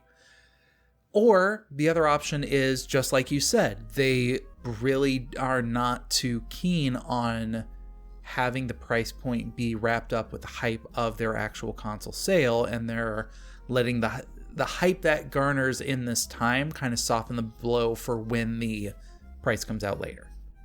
Did you see, though, like a couple of days before the reveal, some pre-orders went up for a like 1 terabyte version and a 2 terabyte version, which which basically looks like it could be true because, you know, there's a digital version and a disc version. Yeah. And those pre-orders were at like $700. Oh, damn. And I was like, oh, okay, no, that is a placeholder price. Like, that's a weird number to be a placeholder price. But I was like, no, whatever. We'll see at the end of this show. Because my friend, she told me about it before the show. I was like, okay, whatever, we'll see. Man, that is crazy. At the end of the show, they didn't have a price. I was like, oh, damn, is $700 closer to reality than I thought? Because I was thinking it was going to be $500, and I was like thinking like, oh, that's pretty high. Oh boy, okay. If that's the case, Jesus, man. I'm happy with my Switch. I'm just saying. I will not be buying a PS5 anytime soon if it's anywhere near that. Like, I wait for my consoles to be around 300 or less, you know? Yeah. But I don't know. We don't know. Nothing's confirmed. We're just going to have to see. I wonder if Sony is going to die on their hubris again. Yeah. I'm laughing right now because I'm just doing the math and I've just realized that I bought 3 Nintendo Switches and that would be the cost of 1 PlayStation 5. Why did you buy 3 Switches? 1 for myself, 1 for my wife, and then 1 I actually donated to someone. Oh, okay. Well, that's very nice of you. It was for a good cause. Good. So. All right, this has gone on long enough. I'm tired of it. Absolutely. Let's wrap this up. Additional DLC.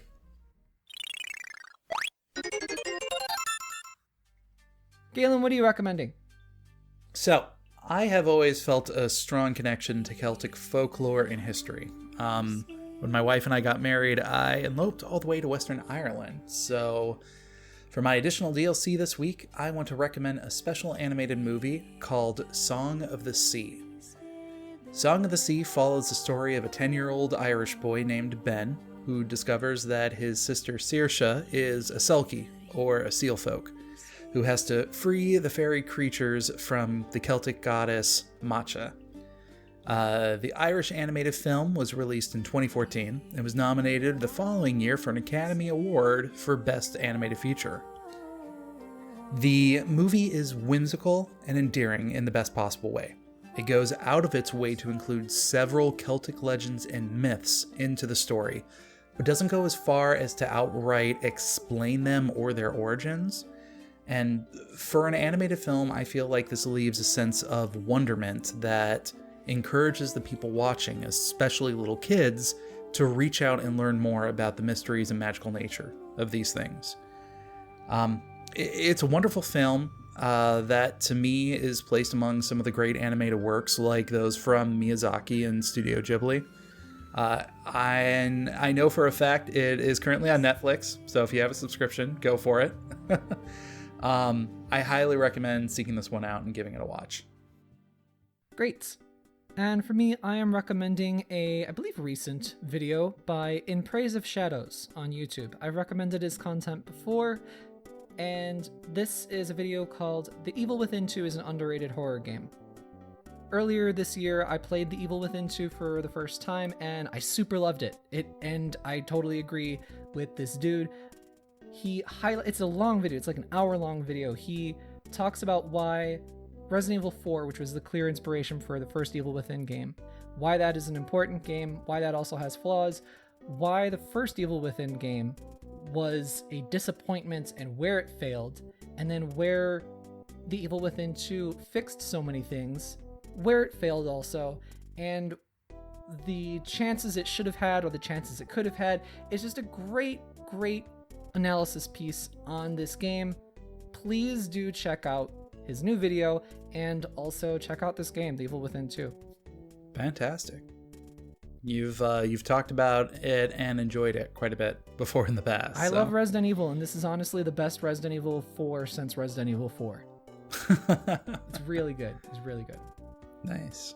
And this guy does such a good job of it. His whole video archive is full of great stuff. One day I just played a whole bunch of it in the background while I was working, and it was excellent. I had a nice day. Nice. All right, let's move on to the mail. Listen to mail. Oh, wait. This is our most stickiest segment of the show because it's very hot out, and and your AC is off during the recording. My aircon is off because it's so loud. I'm dying. Listener mail. Oh yeah. If you would like to force us into compromising situations, you can send us an email. Don't worry, I'll get to why. Email to nintendoeverythingpod@gmail.com. Send your emails to nintendoeverythingpod@gmail.com or to Oni's alternate Twitter, Oni_butts_Dino. It doesn't exist. And you can be just like Sammy. Sammy has a very quick email for us today. He writes in, "Okay, Mr. Oni Dino, the people must know. Please give us a ranking of the Xenoblade games. Your opinion is moderately valued." It actually says highly valued. Yes, exactly. You do not disrespect our listeners on this podcast by reading incorrect words on there, okay? We value our listeners and we love them and we treat them with respect. That said, Sammy, I swear to God, if you ever do this again, I will hunt you down on Twitter.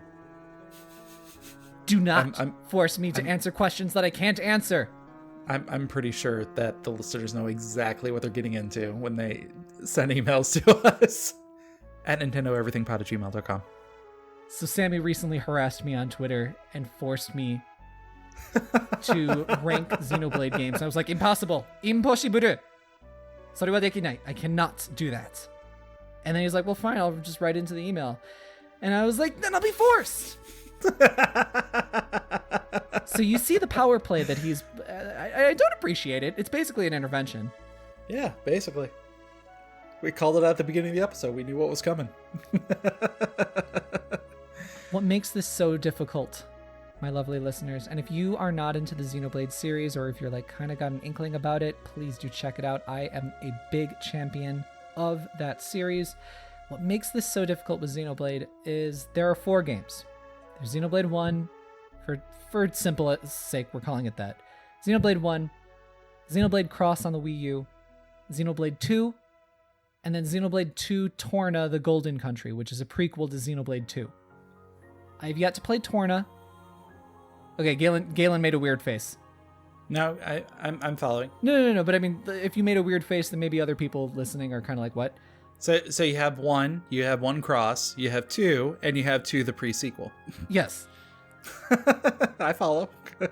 So Xenoblade 2 Torna was originally like the DLC expansion, and I think that the game that they developed ended up being like bigger or more polished or whatever than they anticipated. So if you bought it as the expansion pass, you basically got like a really sweet ass deal because it was only like $20 or $30 for that plus all the other things that they did before it.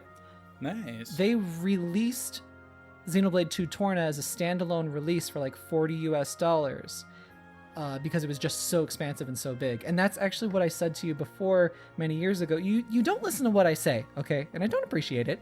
If you're going to play any Xenoblade game, you should try out Xenoblade 2 Torna from what I've heard from people. So you're saying that Torna is a good jumping off or starting point. It is a completely isolated experience. It is the shortest one, and I've heard that the battle system is excellent in it. Okay. But would you rate that as your number 1 Xenoblade? That one is out of the running because I have yet to play it. Mm. It is really hard to choose a favorite because honestly, in general, I'm so bad at being like, this is my favorite this or my favorite that. I have tiers of things. Like, okay, so some of my favorite video games ever are, Chrono Cross, Chrono Trigger, and Super Mario RPG, but I wouldn't say that one is better than the other. I just have tiers, okay, little blocks. So that's why it's so hard for me to rank this, and especially because I haven't played Xenoblade Cross in a minute, and same thing with Xenoblade 2. I mean, I played that 2 years ago now, and But would you say it's better than Chrono Cross? Shut up! I'm trying to finish this, jackass. And I'm just playing through Xenoblade 1 again for the first time in so many years, and I'm realizing so many things about it, especially in retrospect. I feel like I need to replay all of them in order to answer your damn question, Sammy.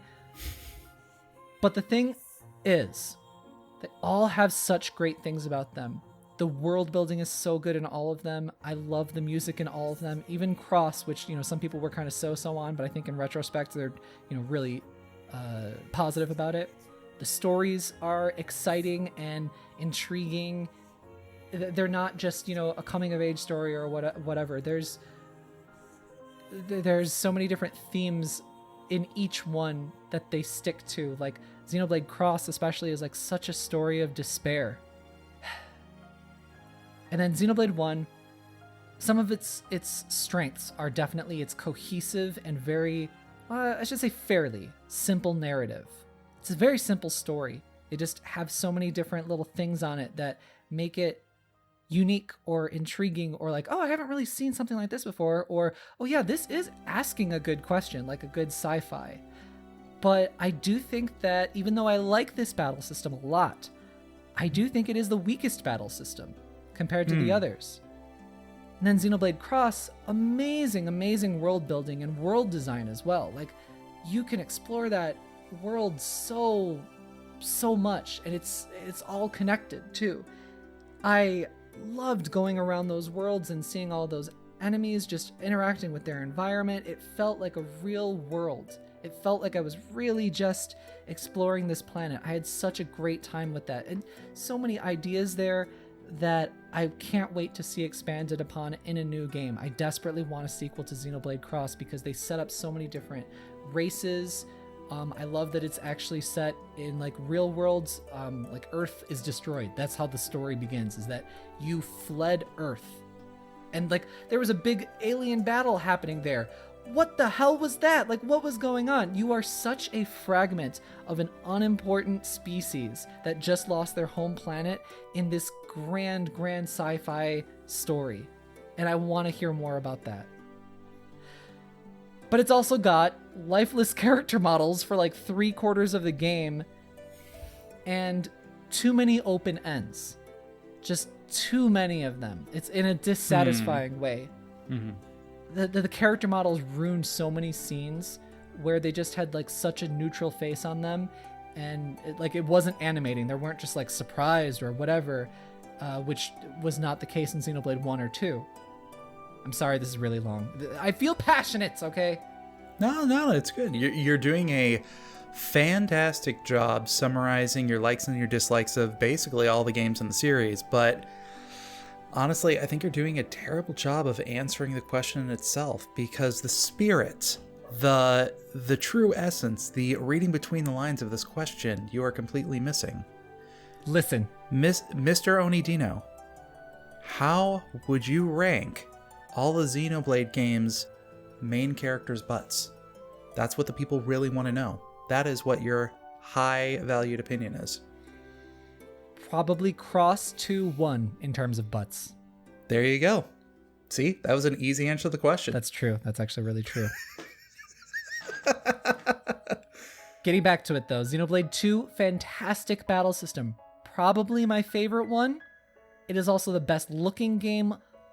It has lots of open areas, but not too open. It's still got a structured story. I need my structure. Characters are animating, and the direction of the scenes is great. It just adds to the sweeping narrative. But it's also got this stupid blade system that's full of gacha chance stuff that was so dumb and just unnecessary. At first it was like, oh, okay, cool, exciting. But then it was like, oh, not fun when I'm just trying to get like a new blade or something like that. It should have been done differently. That so screamed of something that they could have done microtransactions in. Thank God they didn't. But it just ended up being a detriment to my enjoyment of the game in the latter half. In the first half, it was fine, didn't mind. And it's also got absolute anime trash character design on every character. Literally every character in that game is pure anime trash. I like it. It's a It's lot. an acquired taste. It's like eating McDonald's for breakfast, lunch, and dinner. It's too much. You know what I'm saying? It's just a little too much. Yeah. Certain character designs or certain character choices, I was just like, I like part of this. Mm-hmm. You know? So anyway, Yeah. what I'm saying here is there's so many strong positives to it and some negatives that are not too super crazy negative. You know, one person's negative might be someone's positive. Maybe you like saving your magical boob girlfriend. Who doesn't? This gay. So anyway, Sammy, as you are forcing me to say this, though this could change at any moment, I'm going to give you the dissatisfaction to say that this can change. I think that my favorites are in this order from favorite to least favorite. You should do it the other way around. What? Oh, okay, you're right. I should do it the other way around. Yeah. All right. Number 4. Number 3. Bro, you have not been paying attention, and I haven't been calling you out on that. But it's number 3, because I haven't played Torna. So number Okay. 3. God, and I'm so hesitant to even answer this because this could change. This could totally change. Number 3 is Xenoblade 1. Okay. I love that game, though. Number 2. Still deciding. Well, you're the only one who can make a decision because I haven't played any of them, so I don't have a horse crab in the race. Horse crap. Number 2. Xenoblade Cross, and then that makes number 1 Xenoblade 2. But I still feel really bad about giving that answer. Because there's so much trash in Xenoblade 2 in terms of characters and stuff like that. But I was gripped with the story and the twists, and I really, really love Xenoblade Cross for the despair and just how awful and sad it is. Like, even the last part of the game is like, what? What the f*** is happening? Like, it's just, everything is sad and awful. And Elma is a wonderful character. And then Xenoblade 1 is so structured and so satisfying to go through. Listen, Sammy, you have tortured me for an entire week, and it's culminating right now. And if that's what you wanted to write into the podcast for, you got it. 110%. You broke me, then toppled me, then dazed me. That's what you did. That's Xenoblade It's taken my reference. entire friendship to try to do that, so yeah. You've done what kudos. Galen can't do. Can next week be my turn? Yeah. So if you would like to destroy Galen's psyche, write into us, nintendoeverythingpod@gmail.com. See how much it takes me to break by sending your request to nintendoeverythingpod@gmail.com. Sammy, thank you once again. You Yeah. little shit. Sammy, we can be friends. So what's coming up? What's coming out? NintendoEverything.com. 24-hour news, 24/7, especially with all the showcases coming out. You want to stay connected to us. NintendoEverything.com. We're going to cover it all. Nintendo. Stay connected to our Twitter, of course, at NinEverything. And our YouTube, youtube.com/NinEverything. And then the spice must flow, the harassment must flow. Come over to my Twitter, at Oni_Dino, where my own tweets are not so great, but my retweet game is great. I also will post videos of my gameplays that I'm talking about, including falling off of a bridge because of auto run in Xenoblade. And I also got an Insta. Insta is Oni__Dino. I saw that you were posting a little bit of food on there. Oh, a lot of bit of food. I've been cooking. Nice. Yeah. That's good. That's a good hobby to have. I really like cooking, actually. Yeah. The reason I like cooking is because I like eating. And I know I can cook good food. That usually is the payoff for all the work that you put into it. That's true. So Galen. unless you're like a professional cook, and then your payoff is, money. Yeah. Cook food, make money. Cook food, make money. Money. Well, money, you money, can money. watch me play Cooking Mama for money on Twitter. No, you will not. Just my Twitter is at Mobius087. He'll mine you for E-bits. Watch my apology video for that joke on Instagram at true_Mobius. Don't hold your breath. This bitch don't apologize. Nope. I should apologize like half the time. You should listen to me 110% of the time. No objections, see? I'm sorry, did you say something? Galen, what episode is this? This is episode 84. Oni, what is your words of wisdom for episode 84? Words of wisdom? Yeah. I had no idea where you were going, so I'm turning it back around on you as fast as I can. Okay. I see how you did that. You M. Night Shyamalan twisted me. Yeah. And I'll intervene on you next time.